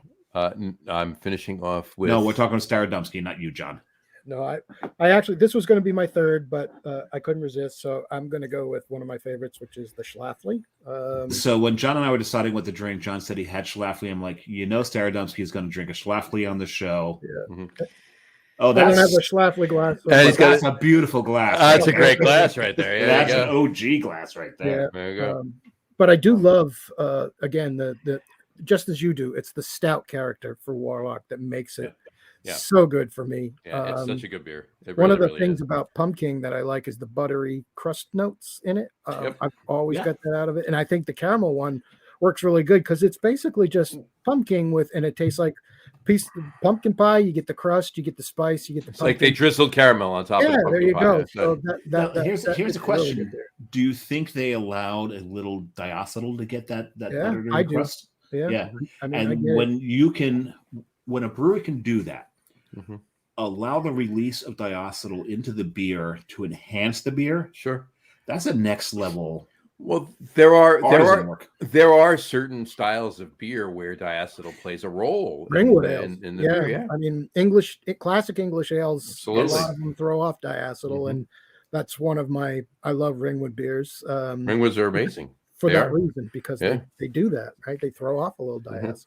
Now, if you happen to go to a brewery and get yourself basically a glass of butterscotch, probably not where they were going with this. No. And there's another beer that surprisingly, because I don't think it's appropriate when it comes to diacetyl, less is more. Yeah. But there's one beer out there, and it is a classic beer. It's a benchmark for the style. And I don't think diacetyl really is part of the. I could be wrong here. I don't think diacetyl is part of the style guide. But Saison DuPont to me has always thrown just a slight amount of diacetyl, which I think enhances that beer, rather than detracting from it. Because you would think diacetyl in a Saison would be bad, but next time you take a Saison DuPont, drink that, look for it, and I think it's there in very minute. Yeah, and every time I've tasted, I'm like, there's a little butteriness to it. And I think that's what's always made Saison DuPont stand out. Now I have to get another can. I'm gonna have to get a bottle of Saison DuPont and find this. It's a good point about I mean, things that sometimes can be a defect in one beer can be welcome in another. And Doug and I always use the example of Kessler Oktoberfest, which we drank in the early 90s. We got it from Beer Across America. Probably the worst Oktoberfest that we ever had. But it was throwing diacetyl off like crazy. But swear to God, it tasted like liquid buttered lobster tails, which is like we were all over that beer. Like stylistically, you suck, but hedonistically, I'll do a few more. Give me a couple more. Well, I like that hedonistically. Quick story. I'm not going to say the name of the brewery and anything else, but back in another incarnation of life, when I was running a bar, we had a beer fest. Oh, the bar that's now apartments and taxpayers. Yeah. So anyway, we did a day of different breweries. Right, we probably had like 15 different breweries, and one of the breweries just got a case of a beer. I won't even say what style it was because I don't want to call out any brewery. Right, so I won't even say what style it was, but. Just wanted to get one thing from that brewery. Got something from every brewery. Most of it was drafts, some bottles, but got a case of this one particular style. Just one from this one brewery. And nobody, if we started at 12, it was a Saturday. By 5:30, nobody had any of them. These two guys walk in, they sit at the bar, and they order it for the first time, right? So, the bartender serves them the beer. And I'm standing behind the bar, and I'm overhearing them, but they don't know. I'm like facing the other way, and I hear one of them say, "Oh my God, this beer is delicious. It tastes just like butterscotch." Right? So the other one takes a sip and says, "You're right. This is delicious." I don't say anything. I reach in, I get one of the bottles out, I open it up, I pour it. It's a straight bottle. I'm drinking diacetyl. It's just straight diacetyl, right? I dump it out. They don't see what I'm doing. I had 24 bottles of this. I'm like, how am I getting rid of this? Right? They had 9 each. They loved it. They drank nothing else. They had 9 each. And they Ubered home. They Ubered home. Yeah, no, they did. They actually did take a cab. I think they took a cab at the time. Okay. But everyone lived happily ever right. after. They had 9 each, 18 sold 18 bottles. The one I dumped, that's 19. So I threw the other 5 out. Done. Considered a wash. Damn, they drank 9 each. You should have given them the other 5 bottles. I should have just given them to take home. Yeah. Yeah, he's not right. He's not wrong there. I was in a brewery once, and I'm sitting with another beer personality in New Jersey. He became a distributor for a little bit, but he was running an off-flavored course, and he took and the course was over, and he showed up at a brewery that I was at. Like John, I'm not going to mention the brewery because we want them on the show eventually. Sure. And so we're sitting there, and we ordered an IPA. I take a sip. He takes a sip. His students are drinking, and I look at him. He looks at me, and I don't say anything yet. And he gives me the. Okay, students, what do you get out of this beer? Someone says, movie theater popcorn. And he looks at me. I'm like, very nice. He's like, I taught them well. And so he finds us, what you are tasting is diacetyl, if you remember. And so we tell this to the beer tender, and she texts the owner. And the owner's, you're crazy. There's no diacetyl in that beer. We're like, well, of course he's going to stick up for his beer, right? Yeah. We're like, okay. You've got, and I won't mention his name, and you've got the Beer Samurai in your brewery, and we're both saying you've got diacetyl in your beer. He's like, fine, because we're texting him separately, and he's like, fine, it's got to be the lines. So he tells the beer tender to take the 2 of us back to the bright tanks. So we go to the bright tank. She pours us some stuff off the bright tank, and we know he's got his. And I might be giving the brewery away here. His whole brewery is. Don't even say it. But yeah, we. There's cameras everywhere. Right, of course. And it's germane to the story because we take a sip off the bright tank. I thought you were going to say something else as well. No. We take a sip off the bright tank. We look up at the camera, and we both just upend the glass. We both get a text back that says, fuck you. To be fair, though, some people can't really discern diacetyl. It can be tough. We did a homebrew competition at one brewery I was associated with years and years ago, specifically for pumpkin ales, actually. And it was a homebrew competition. I had one entered. It made the cut of the last 3. I'll give you that. It wasn't the one we brewed, but it made the cut of the last 3. But whatchamacallit, there was probably 20 some odd entries or whatever. And we were sitting there, me and the owners and everybody were judging them. And there were 2 of them that were just straight diacetyl. I mean, you couldn't even taste pumpkin, spicing pumpkin, anything. It was just butterscotch. It was like, we drank those. That might enhance a pumpkin beer. We literally, it was horrible. It was not part of it. We literally it was rancid. It was rancid butter, not butterscotch. It was bad. We literally had to stop, drink a couple of the beers, eat some food before we continued drinking the rest of the beers because we didn't want to. Yeah, it was crazy. I just want to throw this out there really quick. My 4th beer. I went with the Fear. Oh, that's good. I was looking for the Fear. I don't. By the way, 9%. So I went higher than. Okay, you win. I win. I never win. I never win the ABV battle. On No, this know that. This is the second time you've won the ABV battle. Probably in 3.5 years. Because there was one time you pulled out an Avery during one of the shows. That's true. I did. And you pulled out an Avery. It's like all bets were off. I'm done. I had a Heavy Seas. Actually, I bought a 6-pack of them this year. A barrel aged Greater Pumpkin. Oh yeah. Oh geez. I'm still looking for that every which time. Is 10, but I decided I need to only go with one high alcohol. One, yeah. Because I got to work tomorrow, and that was the Warlock. So Warlock, yeah. That's only 8.6. That's 8.6, yeah. 8.6, yeah. But as it turned out, with the inverse glass reaction between you and me, I made the right choice. Yeah, you made the right choice. Yeah, that worked perfectly. All right, should we go to our top threes? Yeah, let's do this. Let's do this. Let's go to all right, our top threes tonight, as is every pumpkin show that we do, would be top 3 favorite pumpkin beers. Top 3 favorite pumpkin beers. To see if our top version 3 changed. Version 3. This is the third time we're doing it. The first time we weren't even doing top 3 lists. The first pumpkin show. It was just Dave and I. So we just drank our beers, talked about it, and we never did the top 3 list. We started the top 3s with the first guest we had, which was probably about a month after we did the first one. We can say his name once. Yeah. Okay. Once. Yeah. Augie. Augie Carter. Right, that's twice. Shit. Yeah, don't say it again. Don't say it again. The top 3 favorite pumpkin beers, version 3. So what we're going to do tonight is this. I actually have last year's, mine, Dave's, and John's top 3s for pumpkin beers. So we're going to compare and contrast. But then we'll talk about some other ones that we've had.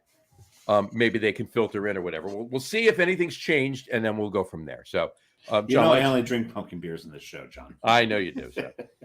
So John, why don't you kick us off?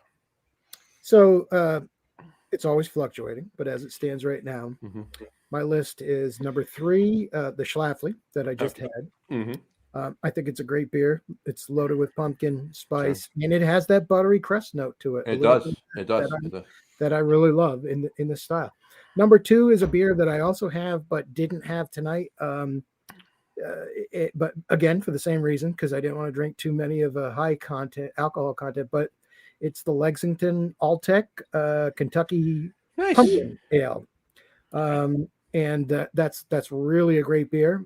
It's one that I had opportunities to try for a long time, didn't. And when I finally did, I'm like, dumbass, why didn't you try this earlier? And then at the top of the list is the Warlock. For many of the reasons that Dave talked about, I just love pumpkin with those dark stout or porter malty flavors and the spice.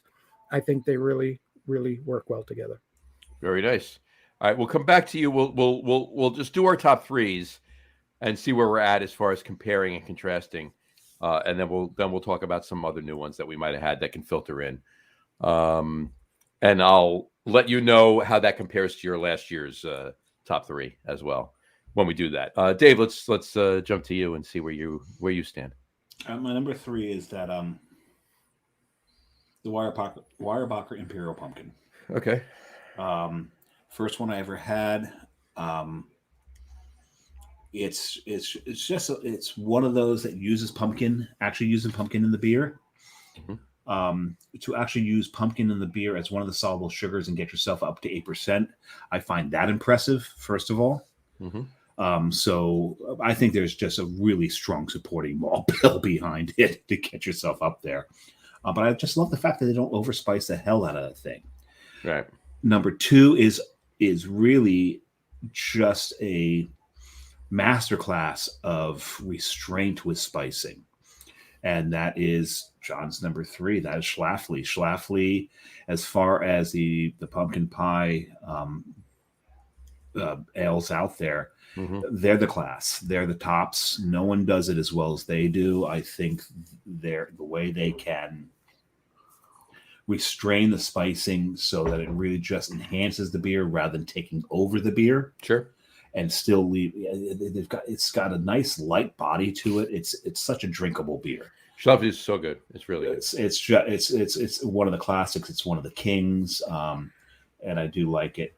But number 1 for me is Warlock. Warlock. There's something about Warlock. Is just,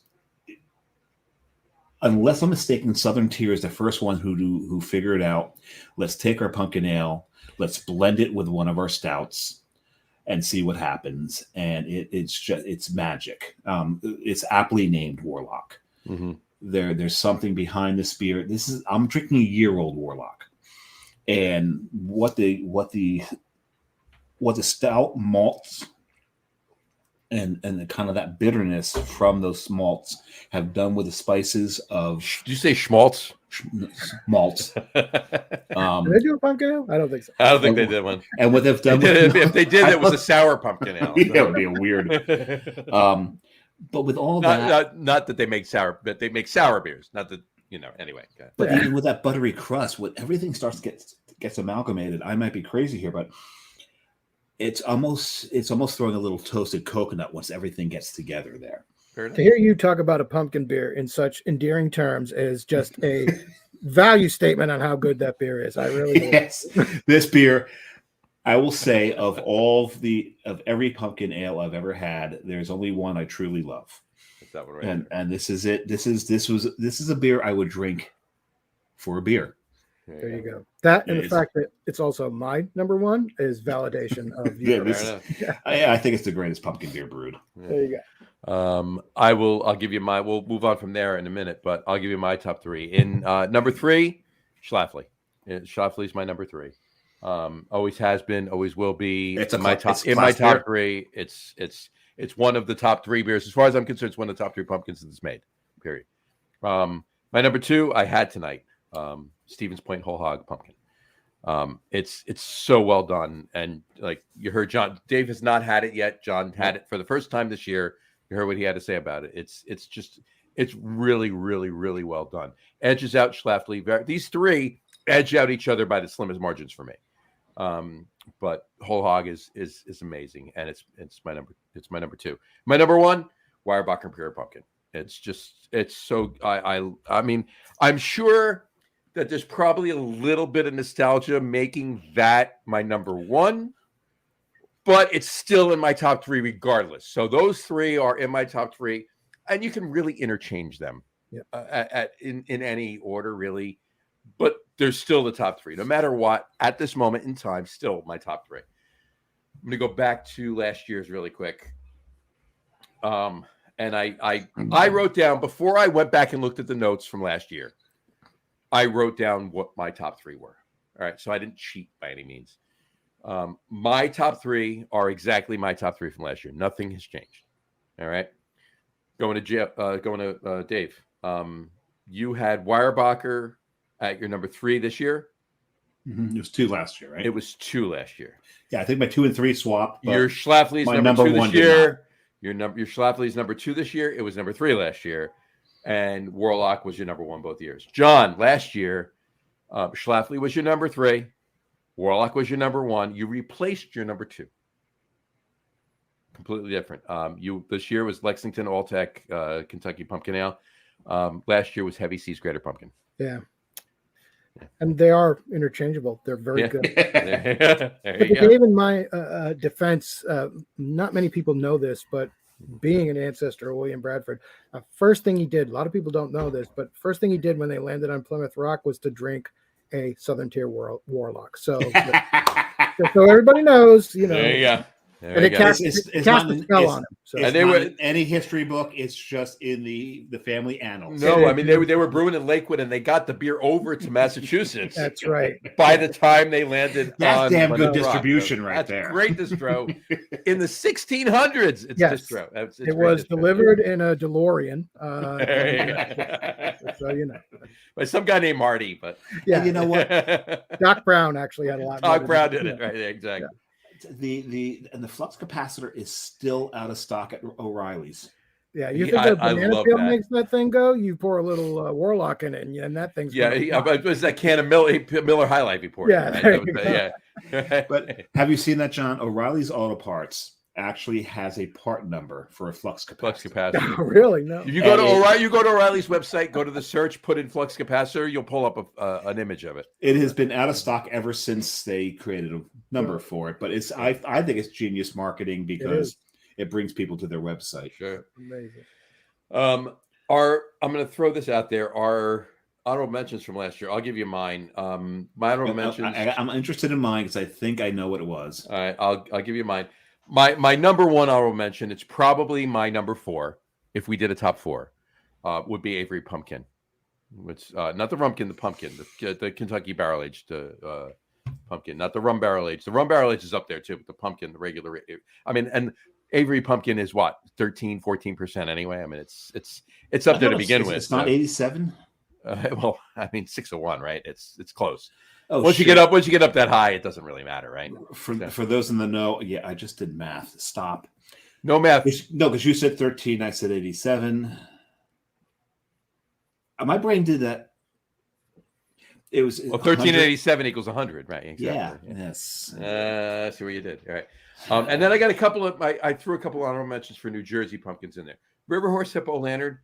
It doesn't quite crack maybe the top 10, but I mean it's close. It's a really solid beer. But for Jersey, it's one of the couple of anybody listening on the audio podcast can't see the faces I'm making right now.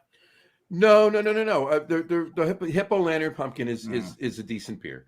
And I'll throw out there and shout out to 2 others, and the main ones that I wanted to get out there for my honorable mentions. It's Spellbound Pumpkin Ale that they do every year. John Kampanik and crew, if you will, crew. They do it, and they actually do a couple of barrel aged ones too. They do a maple barrel aged one, and they do a bourbon barrel aged one, and they're both fantastic. And Carton, the pumpkin cream. I mean, from day one. I like Scobeyville better, but Scobeyville. Well, I'm saying Carton pumpkin cream is amazing. Version. But the Scobeyville is what they did was John. Jay started to talk about it before. What they did with Carton pumpkin cream.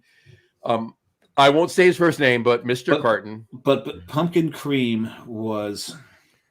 Well, it was that's what I'm saying. It was a pumpkin. It was he doesn't like pumpkin pie. But he loves pumpkin soup.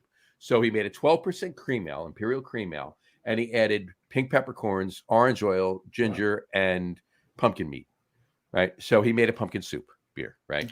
And it was fantastic. But then he took nutmeg in it too. No nutmeg. No nutmeg. Okay. Nope. And then he took that and he aged it. He aged it in Laird's apple brandy barrels. Now, okay. Laird's apple brandy is local to New Jersey.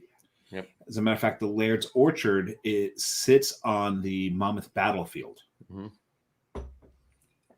from Revolutionary War times. And he called it Scobeyville. That was Scobeyville, and that's my other honorable mention in there. Now, John, I've got a question for you. Go for it. Me or him? Jersey Johnny. Jersey Johnny. So, Beer Guru and I have put Warlock as our number 1. Yep. It doesn't make your honorable mention. Explain. You got some splaining to do, Lucy. If you listen to what I said,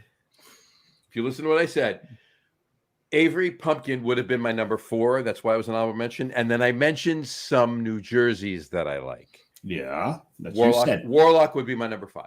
If I rounded out my number 5, Warlock would be my number 5.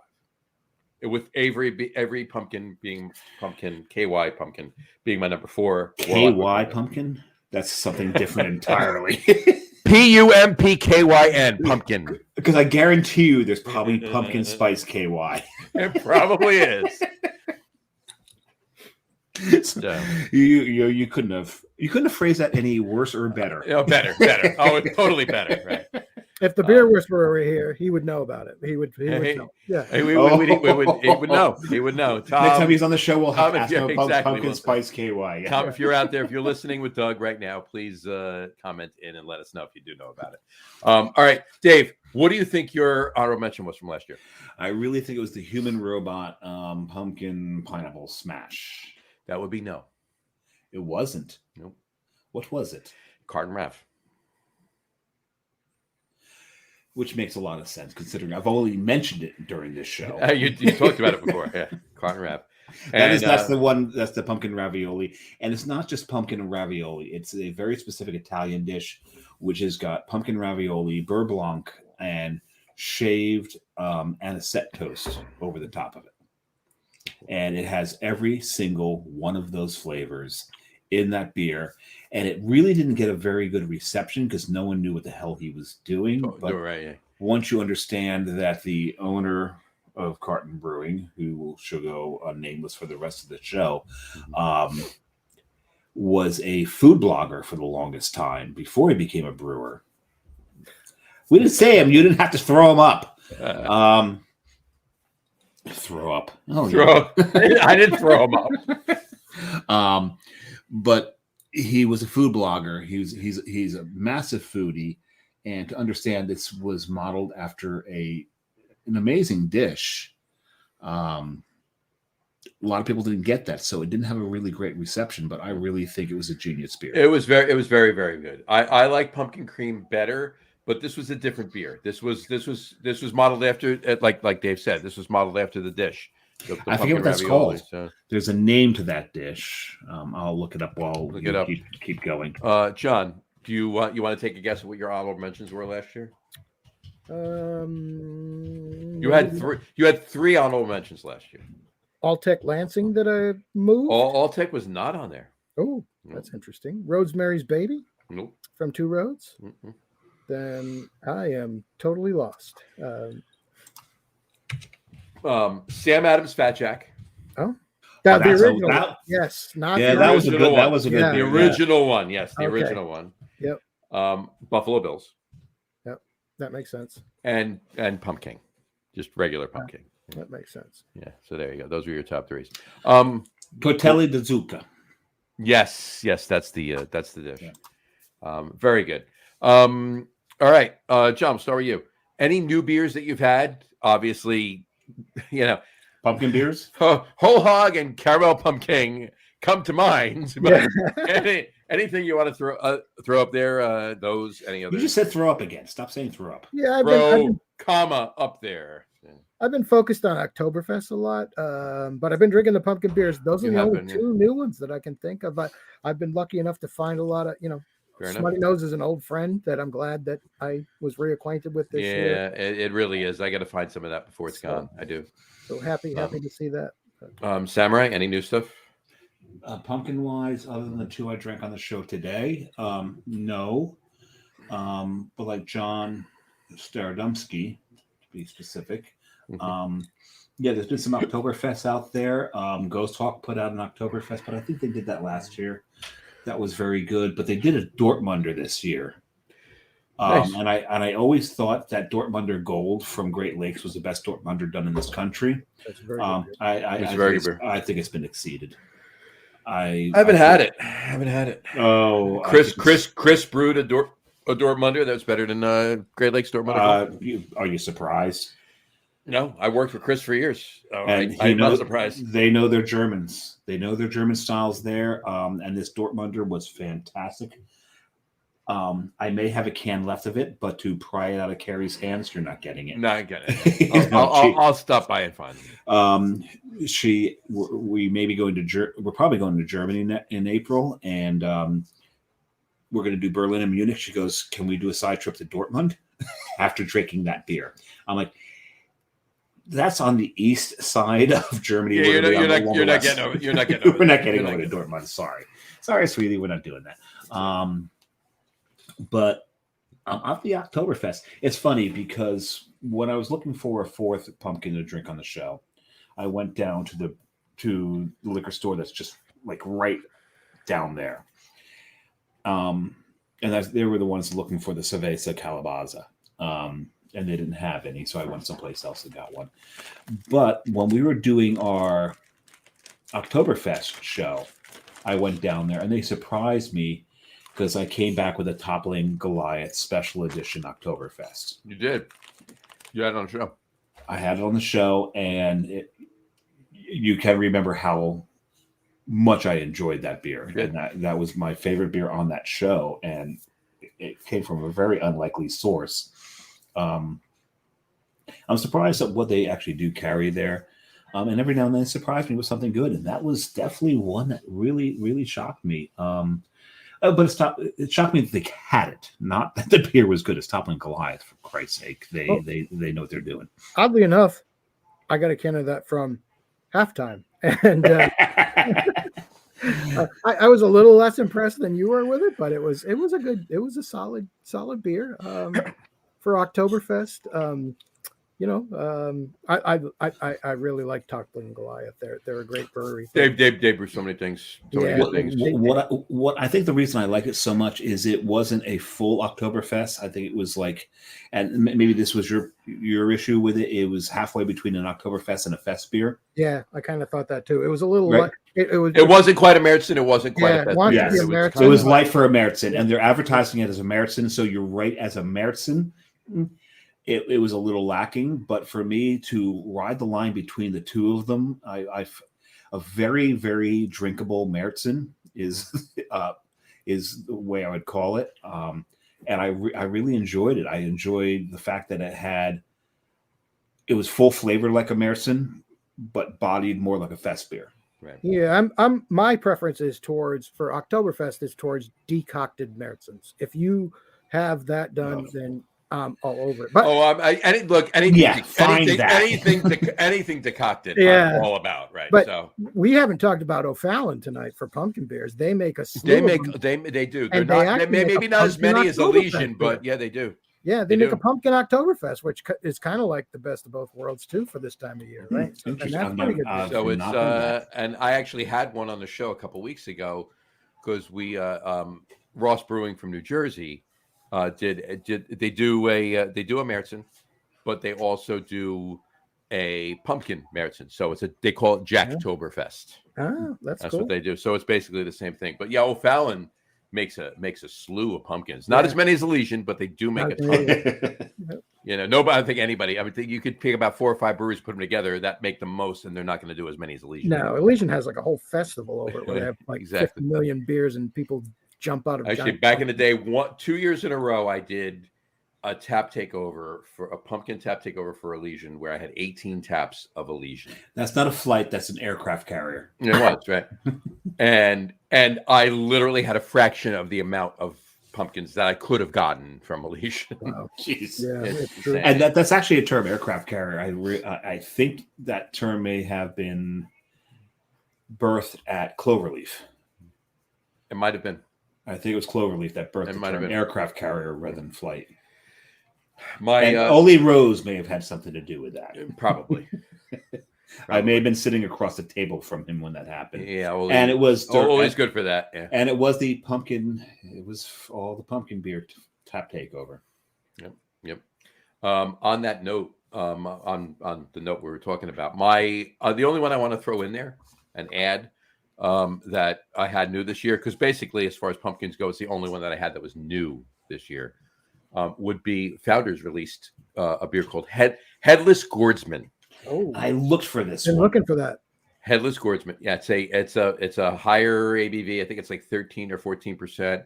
And it's an imperial pumpkin ale aged in maple bourbon barrels. So it's right up my alley. It's like perfect. And this one was insane. And I would have had one tonight, but as John said before, some work needs to happen tomorrow.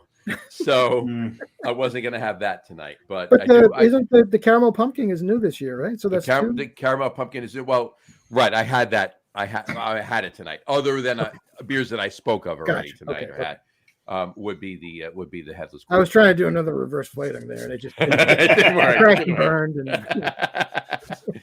But I love the caramel pumpkin. I mean, is it a new beer? Yes, it's a new beer, but it's pumpkin, right? We've had pumpkin. It's an adjunct. So it's a variant. It's a variant of a beer we've had before. But the Headless Gourdsman was amazing. If you can find Founders Headless Gourdsman, get it. Well, if neither of you can find it, I will buy another 4-pack and I'll send you both 2 bottles each. Cool. I need to try that, and maybe there'll be a second pumpkin ale that I will talk about glowingly. We'll see, but it was very well done. I mean, it's Founders, right? I mean, but I need to take a trip out to my favorite liquor store, Boonton. You'll get it at Boonton. They'll have it at Boonton. Absolutely. And because I'm shocked that Halftime didn't have it, John. Seriously. Nope.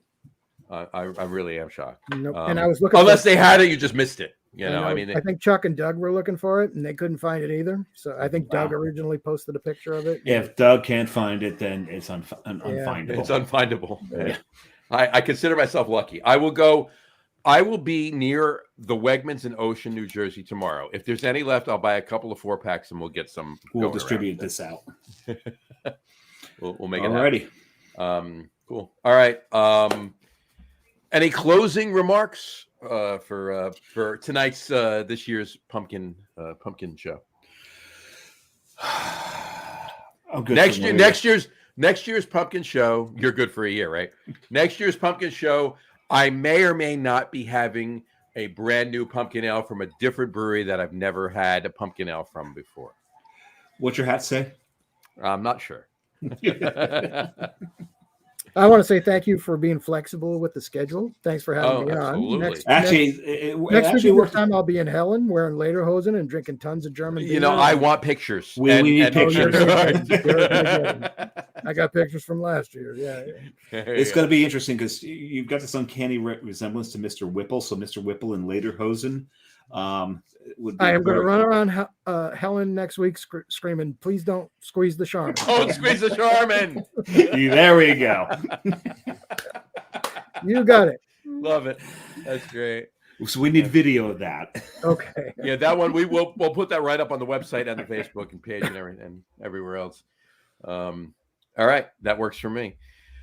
All right. Well, on that note, John, don't go anywhere. We'll talk to you, obviously, after we sign off. We want to wrap the show up for today. We want to thank everybody for watching. And for those of you just listening to the audio podcast, thank you for listening. Don't forget to visit our website, www.lageroom.com. That's LAGERROOM.com. And please remember, like us and follow us on all of our social media, Facebook, Twitter, Instagram, and, of course, our YouTube channel. All of them are at The Lager Room. Remember, we go live with the video podcast on both Facebook, YouTube, Twitter, which is now X, and Twitch. Every Tuesday night around 6:30 p.m. Eastern Time. Yeah. And for those of you who just want to listen to the audio podcast, you can do so on our brand new podcast host, Spreaker, as well as Apple Podcasts, Spotify, TuneIn, Stitcher, Google Podcasts, Amazon Music Podcasts, iHeartRadio, Castbox, Deezer, Podcast Addict, Podchaser. Pretty much anywhere you can get a podcast, you will find the Lager Room, guys. We're lurking. We are lurking everywhere. And if you haven't done so already, please subscribe to one or more of those feeds and you will never miss a show. Again, thanks for following along with us. John, thank you so much for coming on again for the every single show this year. Absolutely. We love it. We really appreciate it. Have a great week, rest of your week. Have a wonderful weekend. Drink a lot of beer, but drink responsibly. And we will talk to you soon, folks. Take care. Cheers. Cheers. They found him face down in his waffles, maple syrup dripping from his fake rug. Who did he see when he heard who was there? Now it seems that he shit out of luck.